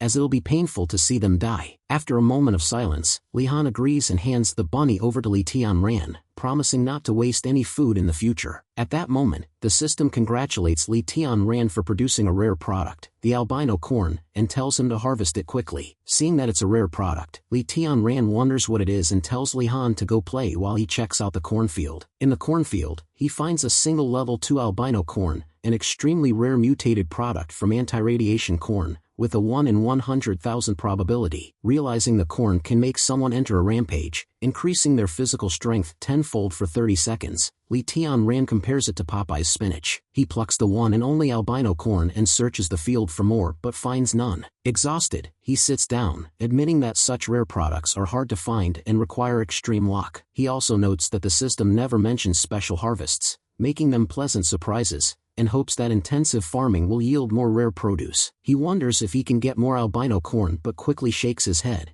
deciding not to rely on it and continuing large-scale farming, viewing rare products as icing on the cake. Meanwhile, Renxiao is sitting on her bed at home, browsing through her laptop. She takes a bite of a cookie while continuing to browse. She appears to be watching footage of Li Tianran sneaking into her room and covering her mouth. Biting the cookie hard, she curses the intruder and vows to find him and make him pay. She fumes, calling her security guards useless for failing to stop a single intruder. Realizing that normal means won't help her find the intruder's identity, Renxiao starts thinking of other ways. Noticing a strand of hair stuck to her clothes, she concludes it must belong to the man who attacked her. Realizing she's thinking too much about that man, she shifts her focus to finding a way to catch him. Walking out of her room, Renxiao looks down at the living room and tells Bai Jianyan she needs to talk to him. Seeing Renxiao, Bai Jianyan closes the book he was reading and asks if she's feeling better. Taking a seat, Renxiao thanks Bai Jianyan for the massage technique he taught her, saying it was effective in relieving her pain. She then informs Bai Jianyan that she has chosen a new location for his research institute, a quiet and remote factory near the farm, where his work won't be disturbed. Bai Jianyan apologizes for the trouble and asks if there's anything else she needs to tell him,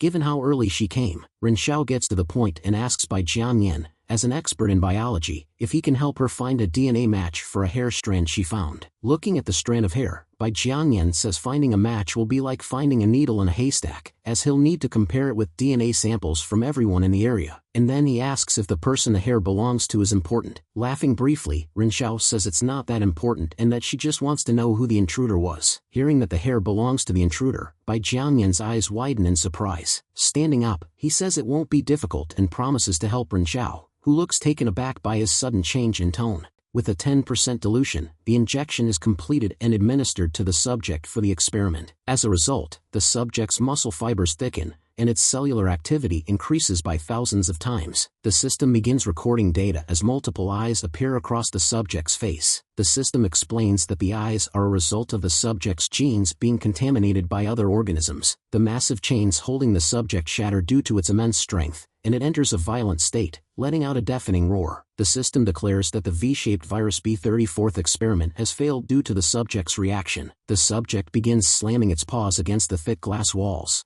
attempting to reach the scientists on the other side, and the glass starts to crack. Bai Jianyan, the head of the experiment, calmly watches the rampage as the system announces immediate destruction. The subject gets destroyed, ending the experiment. A beautiful house sits under the moonlight in complete silence. But inside the house, it's crowded, with many people walking around. A group of kids are chatting in the far corner of the room, with one of them asking Jingming why he left his younger brother alone, and Jingming claims he has no brother. Instead, he says that the one who's supposed to be his brother is just a bastard. The so-called bastard, standing by himself, appears lost in thought while Jingming and the group plan to tease him. They take him to the fountain and force his head into the water as he struggles to breathe. One boy holds him down while the other kicks him in the back, laughing and calling him a bastard. Jingming watches from afar, laughing, and says since the bastard has the surname Bai, he deserves the bullying, this child being Bai Jianyan when he was younger. Crying bitterly, Bai Jianyan turns to Jingming, begging him to stop and calling him brother, which makes the other boys laugh. Jingming tuts in anger, calling Bai Jianyan dirty and a bastard. Bai Jianyan, in fear, begs Jingming not to hurt him and suddenly wakes up,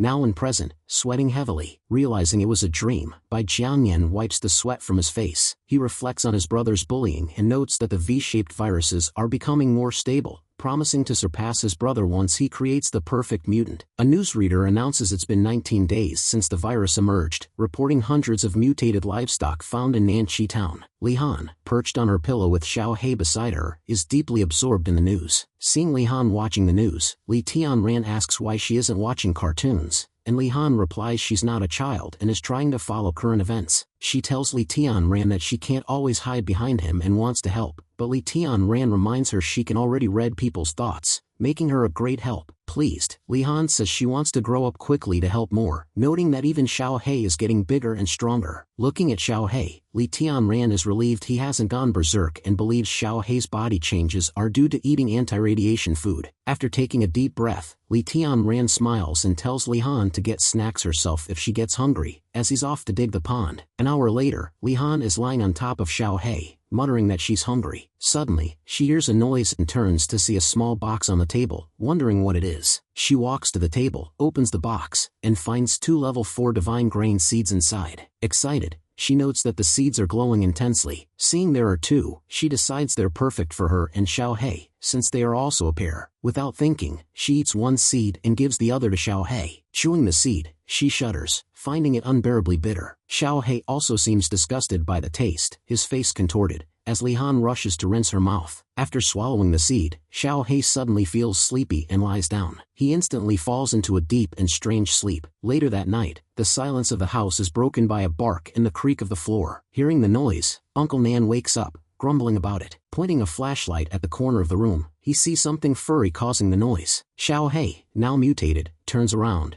bearing sharp and massive teeth. Uncle Nan is taken aback as Xiao He suddenly lunges at him, his mouth wide open, ready to swallow him whole, and Uncle Nan screams in fright. Uncle Nan leaps aside quickly as Xiao He crashes into the wall with a loud bang. The torch slips from Uncle Nan's hand as he turns in horror, asking what is attacking him. Upon closer inspection, he realizes the monster is actually Xiao He. Xiao He, with blazing eyes and snarling teeth, moves forward. Fearfully, Uncle Nan notes Xiao He has transformed into a wolf but looks different from other mutated animals, and he decides to calm him down. Though still unsure, he raises his hand slightly and calls Xiao He's name. Hearing his name, Xiao He reacts but violently shakes his head as Uncle Nan asks if he's hungry. Mustering courage, Uncle Nan extends his arm to pet Xiao He but is stunned when Xiao He barks loudly. Suddenly, Xiao He jumps through the window, shattering the glass, and runs off. Shaken, Uncle Nan shouts after him, calling his name. Xiao He leaps over the tall wall with ease and runs away. Looking out the shattered window, Uncle Nan is shocked to see Xiao He jump the fence so easily. At that moment, Li Tianran rushes in, asking what happened. Uncle Nan quickly explains how Xiao He went berserk, jumped over the wall, and ran away. Li Tianran is puzzled by this strange news. Li Han runs in, calling for Li Tianran and Uncle Nan, shouting that Xiao He is gone from his bed. Li Tianran reassures her that Xiao He is just out for a stroll and will return, but Li Han insists she won't go back until Xiao He is found. She jumps into Li Tianran's arms, worried that Xiao He might become like Bai Jianyan,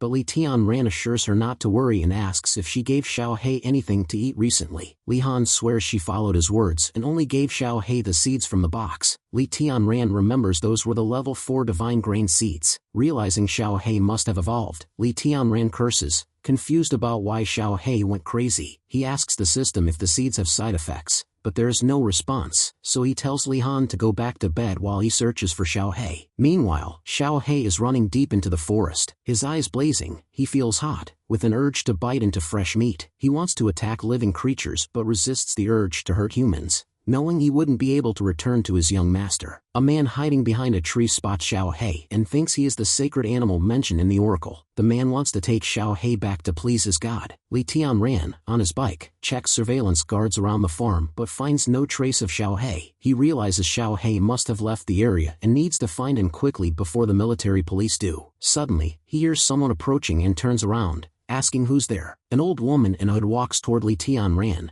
asking if he's looking for a large black wolf dog. Li Tianran asks where she saw the dog, but instead, she asks if he wants to know the truth behind the apocalypse. She claims the apocalypse was set by the gods because humans were evil and tells him to join her self-help society if he wants to survive. Li Tianran, unable to believe her claims, still plays along and asks if there are conditions for joining. The woman explains that their society has different membership fees based on rank and says he can bring the wolf dog as a fee. Now annoyed, Li Tianran suggests the woman should improve her scamming skills before trying to fool people, which angers her as she asks how he dares to disrespect their gods. Li Tianran apologizes for not wanting to play games, questions if salvation can be achieved through piety, and then drives away on his bike, saying he will save himself. Watching Li Tianran leave, the woman declares that those who don't believe in the gods will fall into hell for eternity. A few months ago, Li Tianran parked his jeep and leaned against it as he lit a cigarette and began smoking. At that moment, he heard a small bark coming from one of the bushes nearby and turned to face it. Walking towards the bush, he pushed it aside and saw a dead mother wolf lying on the ground. He assumed the wolf was hit by a car while crossing the road,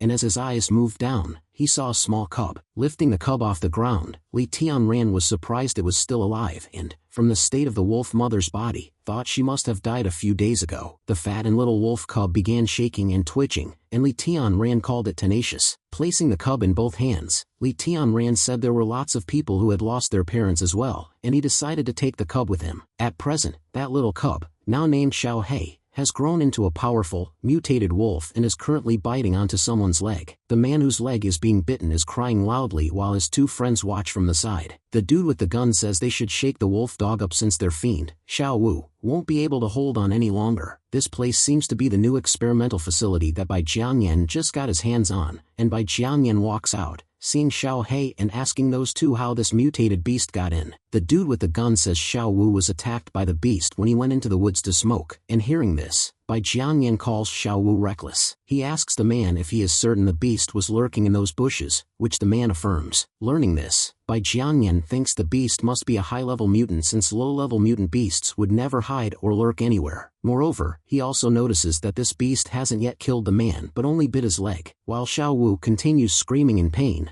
Bai Jianyan thinks the beast is clever enough to know when to kill and, sensing the danger from the guns, decides to study it to hopefully overcome the instability of the V-virus. And then he commands the man to go and get more men to try and capture this mutated beast before the military police arrive. With a wide grin, Bai Jianyan reminds the men they must be equipped with tranquilizer guns and sedatives so they don't accidentally kill the beast. After a while, a man arrives with the tranquilizer gun and hands it over to Bai Jianyan, who takes it. Raising the gun, he takes a careful aim at Xiao He and shoots. Looking up, Xiao He sees the 3 darts coming at him and quickly leaps out of the way. Bai Jianyan takes another aim while the dude with the gun fires his gun at Xiao He. The bullet hits Xiao He's tail, causing a little blood to splatter out. Looking angered, Xiao He lunges at the dude with the gun and smacks him, sending him falling to the ground. Bai Jianyan hurriedly tries to reload the tranquilizer gun but sees the beast is trying to run. As Xiao He begins fleeing into the dark woods, Bai Jianyan orders his men to chase after it. Meanwhile, Li Tianran continues his search for Xiao He as the hummingbird number reports back to him that large dog paw prints were found 700 meters southeast. Hearing this, Li Tianran revs the throttle and heads to the location. After a while, he finds the paw prints and is stunned by how large they are. He also notices the blood on the marks is fresh. He is quite positive these paw prints and the blood belong to Xiao He and wonders how Xiao He might have gotten this badly hurt to bleed this much. With Xiao He running at the front, on Bai Jianyan's command, 3 vehicles chase after him. Sitting beside the driver, Bai Jiangyan raises his gun, noting that no mutated animal can move at the speed the wolf dog is, and grins, excited at the thought of capturing Xiao He. He closely observes Xiao He's movements, his muscle tone, his elegant leaps, and finds him a beautiful creature, increasing his desire to capture Xiao He. As Xiao He flees deeper into the woods, the system informs Li Tianran that their target has been found. Li Tianran instructs the hummingbird guards to guide him and turns his motorcycle in that direction. The hummingbird guard live streams the scene of Xiao He running and the chase, as Li Tianran instructs it to zoom in to see who is pursuing Xiao He. As the camera zooms in, Bai Jiangyan's face becomes clear, and Li Tianran is surprised to see it's actually him, the tech nerd. He's puzzled, wondering why Bai Jiangyan is after Xiao He, assuming he must want to capture him for research. He pulls up the system, grabs the albino corn, deciding to go all out and not let Bai Jiangyan escape this time. Suddenly, a bullet hits the ground inches from Xiao He, and as he continues sprinting, a rain of bullets follows. Bai Jiangyan orders 2 vehicles to drive from each side and lure the beast into the old factory nearby. The men in the vehicles follow Bai Jiangyan's orders,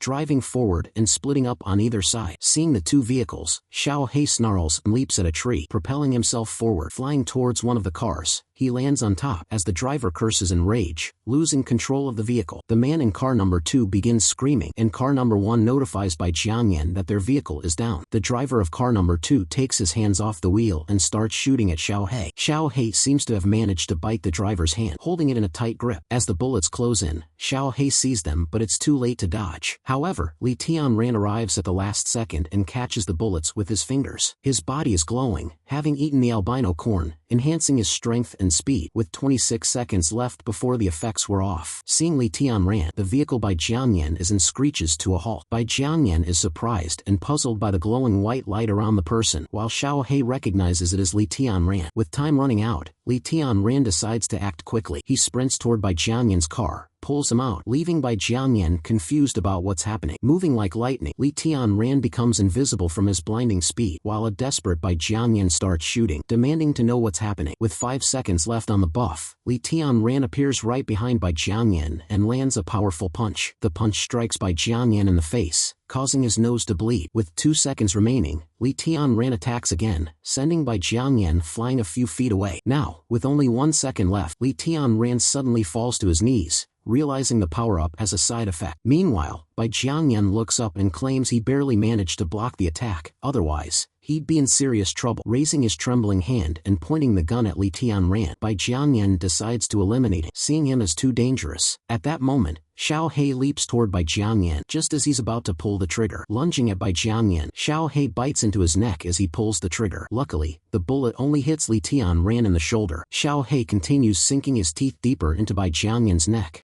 Li Tianran is lying unconscious on something furry. He slowly opens his eyes, groaning in pain, and hears Xiao He panting and growling. He realizes he's lying on top of Xiao He, who is walking slowly forward. Xiao He looks exhausted, and suddenly Li Tianran falls off his back onto the ground, with Xiao He passing out beside him. Li Tianran forces himself up, clutching his wound, and walks to Xiao He, asking if he's okay. Seeing Xiao He twitching and drooling heavily, Li Tianran gets worried and asks the system what's happening. Xiao He's condition worsens as his entire body begins shaking violently. Inside Xiao He's body, his DNA appears to be reconstructing due to the bite he gave Bai Jiangyan, accidentally ingesting his blood. It's as if Bai Jiangyan's blood is affecting Xiao He. Suddenly, a silvery smoke surrounds Xiao He, leaving Li Tianran puzzled as he continues calling out to him. The silvery smoke engulfs Xiao He, forming a cocoon around him. Witnessing this, Li Tianran clenches his teeth, baffled by what's happening. Meanwhile, Bai Jiangyan is in the hospital, as the screen shows his heart rate dropping, and the doctor says his condition is critical due to a hard blow to his vital organs. Bai Jiangyan is lying on the hospital bed, hooked up to multiple machines. As the doctor mentions it's a miracle he has survived this long. From outside the room, Ren Xiao urges them to focus on saving Bai Jiangyan, while the man behind her blames Bai's obsession with capturing the mutant animal for his fate. Ren Xiao cuts him off, saying she doesn't want excuses, and asks if they saw the attacker. The man denies it. Turning to face him, Ren Xiao tells him to learn how to lie properly and make a believable story, but the man swears he's telling the truth. Angered, Ren Xiao claims they're getting paid enough and refuses to listen to them shirk their responsibilities. Just then, the doctor arrives to inform them that Bai Jiangyan's heart rate is dropping due to another hematoma in his brain and says it's pointless to try saving. The doctor makes it clear that Bai Jiangyan can't be saved and tells Ren Xiao to hear Bai's last words. With an oxygen mask over his mouth, Bai Jiangyan looks up at De Kuei and Ren Xiao, requesting they inject him with the V virus. Shocked by this request, De Kuei reminds him that the virus isn't even ready. But Bai Jiangyan protests, saying dying like this or as a monster makes no difference to him, and he wants to take the chance, rather than lose like this. De Kuei tells the doctors to prepare to inject 5 milliliters of the V virus into Bai Jiangyan and to ready the shackles and bomb collar. The doctor asks if Bai Jiangyan wants them to call his family, but he refuses, saying those people aren't his family, just blood relatives, and tells the doctor to proceed. The doctor injects the V virus into Bai Jiangyan's body. An instant, Bai Jiangyan begins twitching and screaming in agony. Large veins bulge on his face, and his eyes widen in pain. His DNA and RNA begin to disintegrate, and as Bai Jiangyan screams, Ren Xiao covers her mouth in concern. De Kuei closes his eyes, unable to watch Bai Jiangyan's condition. Meanwhile, back in the forest, the white smoke cocoon around Xiao He begins to turn to glass, shattering piece by piece. Li Tianran stands on guard, puzzled as the cocoon falls apart. Just like before, silver and white strands of smoke escape from the cocoon and swirl around. From the swirling smoke, Xiao He's paw emerges, leaving Li Tianran bewildered. Xiao He has transformed into a werewolf-like creature, standing on 2 feet, his body now a mixture of human and wolf. Smoke billows around Xiao He as he looks down at Li Tianran with glowing eyes. With a baffled expression, Li Tianran calls out, unsure if Xiao He is still himself. Standing before Li Tianran, Xiao He, now taller, continues staring at it. Suddenly, Xiao He grabs Li Tianran by the shoulder where his wound is, causing him to groan in pain. Blood spurts from the wound due to the pressure on it. Back at the farm, Uncle Nan tells Li Han that Xiao He will be fine and promises her that both Xiao He and Li Tianran will return. Shivering, Uncle Nan tells Li Han she'll catch a cold, but Li Han insists she's not cold and will stay until Li Tianran returns. She tells Uncle Nan to feel her hand, claiming it's warm, and when he does, Uncle Nan admits it's indeed warm. Uncle Nan exclaims that the farm's food has amazing effects, and Li Han declares she's now a superwoman. Sitting Li Han on his lap, Uncle Nan offers to keep her company until Li Tianran returns. The night passes, and dawn arrives, spreading warm sunlight over the farm. Waking to the sunlight, Li Han realizes she fell asleep on Uncle Nan's lap. Uncle Nan also wakes up startled when he hears Li Han shout out. Rushing toward the gate, excited to see Li Tianran, Li Han impatiently asks if he found Xiao He. Seeing the evolved Xiao He carrying Li Tianran, she is in awe, but it seems Xiao He, unaware of his strength, reopened Li Tianran's wound by pressing on his shoulder. Smiling, Li Tianran tells Li Han he's brought Xiao He back. As Uncle Nan arrives there, he is also bewildered by Xiao He's new appearance. Xiao He, now evolved into a Czech wolf dog with human-like traits, is dressed by Li Han in pants and a shirt, who runs circles around him, admiring his new look. Excited and happy, Li Han climbs onto Xiao He's shoulders,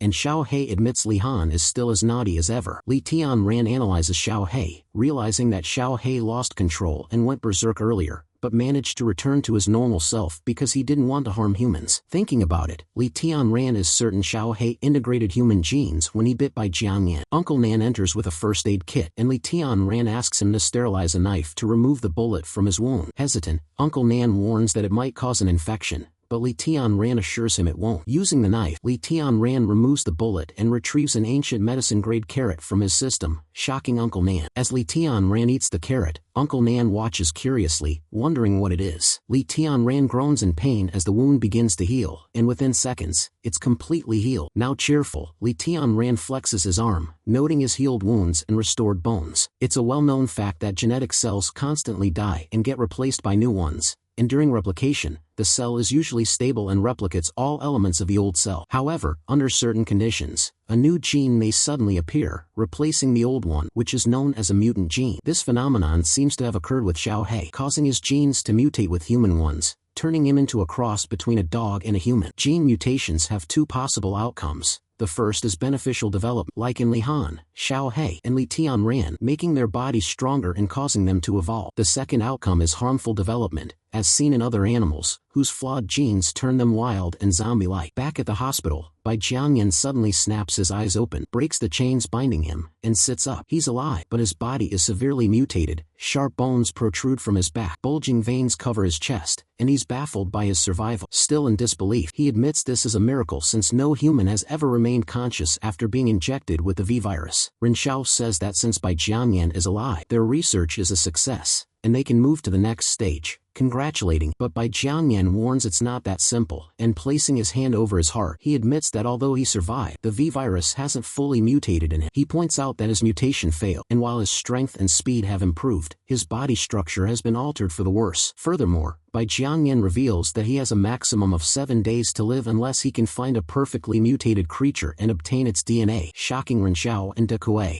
Bai Jiangyan puts on his clothes, over the large backbone skeleton sprouting from his back, which remains naked and visible. De Kuei informs Bai Jiangyan that Detective Yuan from the Southern Side Military Police Bureau is here to see him. De Kuei suggests they investigate the intruder themselves, and Bai Jiangyan mentions that he's well-versed in boxing and various martial arts. He claims to own a 65 kilograms golden dragon badge for his skills, with reflexes and fitness 2.8 times that of a normal human. No human should have beaten him, yet the intruder did, suggesting the intruder is a mutant. He believes the wolf dog and the intruder must have mutated from the same source, which is why the intruder came to rescue the wolf dog, reminding him of the guy who sneaked into Ren Xiao's room before. Surprised, De Kuei asks if Bai Jiangyan is suggesting the two are the same person and says it might be better to inform the military about their research. Bai Jiangyan states that he knows what he's doing and plans to use this information to capture the perfect mutant. He notes that he doesn't have much time, so this is his best option, and De Kuei acknowledges this. Bai Jiangyan heads toward Detective Yuan, calling out to her, causing her to turn around. With a smile, Bai Jiangyan apologizes for making her wait and hopes his appearance doesn't frighten her, to which Yuan replies that she isn't scared. Though slightly revolted, Yuan asks if this is what Bai Jiangyan meant by something the military would be interested in. Excusing himself, Bai Jiangyan removes his shirt, revealing his real appearance, startling Yuan. He explains that he's in a state where survival should be impossible, and claims that as the bone spur grows, it will eventually pierce his heart, leading to his death, meaning he doesn't have much time. He pulls out the strand of hair Ren Xiao gave him and hopes Yuan will help him find the person, stating the sooner, the better. After thinking for a moment, Yuan smiles and says it will be a pleasure working with Bai Jiangyan. It's nighttime, and the farm is quiet as Li Tianran purchases 19 level 4 divine level powerful seeds. Inside the farm, Li Han and Xiao He are fast asleep. The level 4 divine seed is of cherry tomatoes, and the system displays the requirements for its growth and the effects upon consumption. Reading the effects, Li Tianran smiles widely, realizing the crop promotes evolution, and declares it to be the key to the new era for humanity. Thinking about this, he lets out a short snort. He muses that if humans become gods in the future, he will be the one who created gods. He acknowledges that the planting conditions for this crop are harsh, requiring many points in a land upgrade, making it expensive. Nonetheless, he spends 95,000 points to purchase 19 land upgrade coupons, leaving him with 5,680,000 points, and upgrades the land. The upgraded land is nutrient-rich black soil capable of growing crops above level 4 and has a yield-boosting effect on crops below level 3. Realizing the second wave of the destruction season is approaching, Li Tianran complains that growth agents are too expensive. Despite this, he purchases 12 growth agents. These growth agents have limited effectiveness in promoting level 4 crops, so Li Tianran decides to add more agricultural robots to speed up planting while saving the remaining points to upgrade his farm. Before the second wave of destruction season begins, he's determined to harvest as many ripe crops as possible. In the lively night city, skyscrapers with lit windows dominate the view. Two hooded individuals approach a massive door. The woman at the back asks if she'll be able to meet the Holy Lord, and the man in front tells her to convey her findings to the Lord, who will make the judgment. Relieved that she can receive gifts from the Holy Lord, the woman exclaims in joy and begins praising. As the door opens, the woman mutters that her family can survive another month now, as only those who worship the Holy Lord can survive the apocalypse. Entering through the door, the two walk through a dark corridor while the woman continues to mutter. Eventually, they arrive in a large chamber, and the man beside the woman tells the so-called Holy Lord that the woman claims to have discovered a new holy beast. Hearing this, two men in the chamber turn to face them, and the hooded man urges the woman to share what she found. After the woman explains everything, the hooded man claps his hands in approval, saying it's good. With a grin, he declares that this will make the Holy Lord even more powerful. The man in the suit offers congratulations to the Holy Lord, stating that with the nourishment from the new holy beast, the Holy Lord will soon complete his emergence. He then asks if he can see the recent ones. The hooded man Ran says the suited man can take the other holy beasts since the Holy Lord has grown tired of them as long as he brings back the new holy beast. At that moment, a growling and hissing voice emerges from a dark hole, and the hooded man acknowledges the Lord's words, thanking him for his kindness. The Lord, or whatever he is, continues hissing, demanding to eat wolf cubs. A news channel is playing on TV, with the news lady about to read the breaking news. She reports a tragic accident in the southern side where a private car plunged 100 meters down a mountain and exploded. She continues, stating that 2 adults in the car were found dead, while a child was found hanging from a tree branch and taken to the hospital. While cutting vegetables, Lee Tian-ran hears the news, feels sorry for the now orphaned child, and then checks the clock. He notices it's already 6 o'clock, and since his parents promised to return by 3, he wonders why they're taking so long. So he puts the knife down, picks up his phone, and dials his father's number. The phone tells him the number he dialed is switched off. After finishing cooking, he dials the number again, and it says the same thing. As the food gets cold, he tries once more, but the number is still switched off. Unknown to Lee Tian-ran, the phone he's trying to reach has been destroyed in the fire caused by the car explosion, as firefighters try to put it out. With the fire too large, they call in large trucks to help extinguish it. Li Han, who appears to have fainted, is carried away on a stretcher by firefighters. As the fire truck arrives, Li Han is taken to the hospital. Fully bandaged and cleaned up, she lies on the hospital bed, and the nurses mention that she hasn't spoken a word and has remained silent. Checking her records, the nurses discover that Li Han was adopted by the deceased only 2 days ago. Li Han listens to the nurses talking outside, with one of them saying that Li Han's remaining family was notified and would be arriving soon. The nurses turn to see the officer arrive to claim the bodies, followed by Lee Tian-ran, as the officer asks them to lead the way. With a grim expression, Lee Tian-ran follows the nurses. A blank expression is on his face, and a look of horror fills his eyes, as if he's dreading what he'll see. When they arrive at the bodies, they find both are burnt beyond recognition, like charcoal. Turning to Lee Tian-ran, the officer expresses her condolences. Horror still etched on his face, Lee Tian-ran struggles to speak. He finally says these aren't his parents because he had no sister, so there shouldn't have been a little girl. The officer apologizes and suggests they do a DNA test to confirm if the deceased are his parents. While waiting for the DNA test results, Lee Tian-ran sits outside, head bowed. His mind is racing with emotions when suddenly a small hand tugs at his clothes. Looking sideways, he sees it's a little girl. Li Han, heavily bandaged, calls Lee Tian-ran big brother and apologizes. She begins to cry, saying that if she hadn't asked her aunt and uncle for help when the dean beat her, they wouldn't have taken her away. But before she can continue, Lee Tian-ran pulls her into a hug. Holding her tightly, he tells her it wasn't her fault. At that moment, the officer arrives, announcing that the DNA test results are ready. She confirms that the deceased are Lee Tian-ran's parents, as the DNA results match 99%, and as Lee Tian-ran begins to sob, she offers her condolences. Still holding Li Han, Lee Tian-ran continues to sob. At present, holding a stack of papers, a scientist announces the comparison results are out and drops the papers on a table. The scientist informs Bai Jiangyan that they've found the intruder. Bai Jiangyan looks at the intruder's identity and sees it's Lee Tian-ran, a 26-year-old male, reviewing every detail about him. Unsatisfied with the information, Bai Jiangyan asks if that's all, and the scientist confirms that Lee Tian-ran isn't anything special. The scientist questions how they can be sure Lee Tian-ran attacked Bai Jiangyan even if he stole the flash drive. Bai Jiangyan responds that the attacker fought exactly like Lee Tian-ran did when he stole the drive. Bai Jiangyan then theorizes that either Lee Tian-ran has been hiding his true identity and pretending to be an ordinary man, or there's another explanation. The other explanation, Bai Jiangyan believes, is that Lee Tian-ran's physical fitness must have improved dramatically recently, and the only way this could happen is through a perfect mutation. Bai Jiangyan suspects an entire organization might be behind the mutation and claims the dog he tried to capture must have mutated from this group, which is why Lee Tian-ran tried to rescue. Hearing this, the scientist wonders if Lee Tian-ran and the dog's mutations could be from something other than science, and Bai Jiangyan asks if she's implying the mutation wasn't caused by the V-shaped virus. The scientist points out that the chance of the V-virus causing a perfect mutation is 1 in 100 million, so it's unlikely that both Lee Tian-ran and the dog mutated from the V-virus. Bai Jiangyan considers the scientist's words. Smiling, he concludes that there must be another way in this world that allows for a perfect mutation. Putting down Lee Tian-ran's documents and sitting back in his chair, Bai Jiangyan tells the officer to keep a close eye on both Lee Tian-ran and the military's actions, and the officer agrees.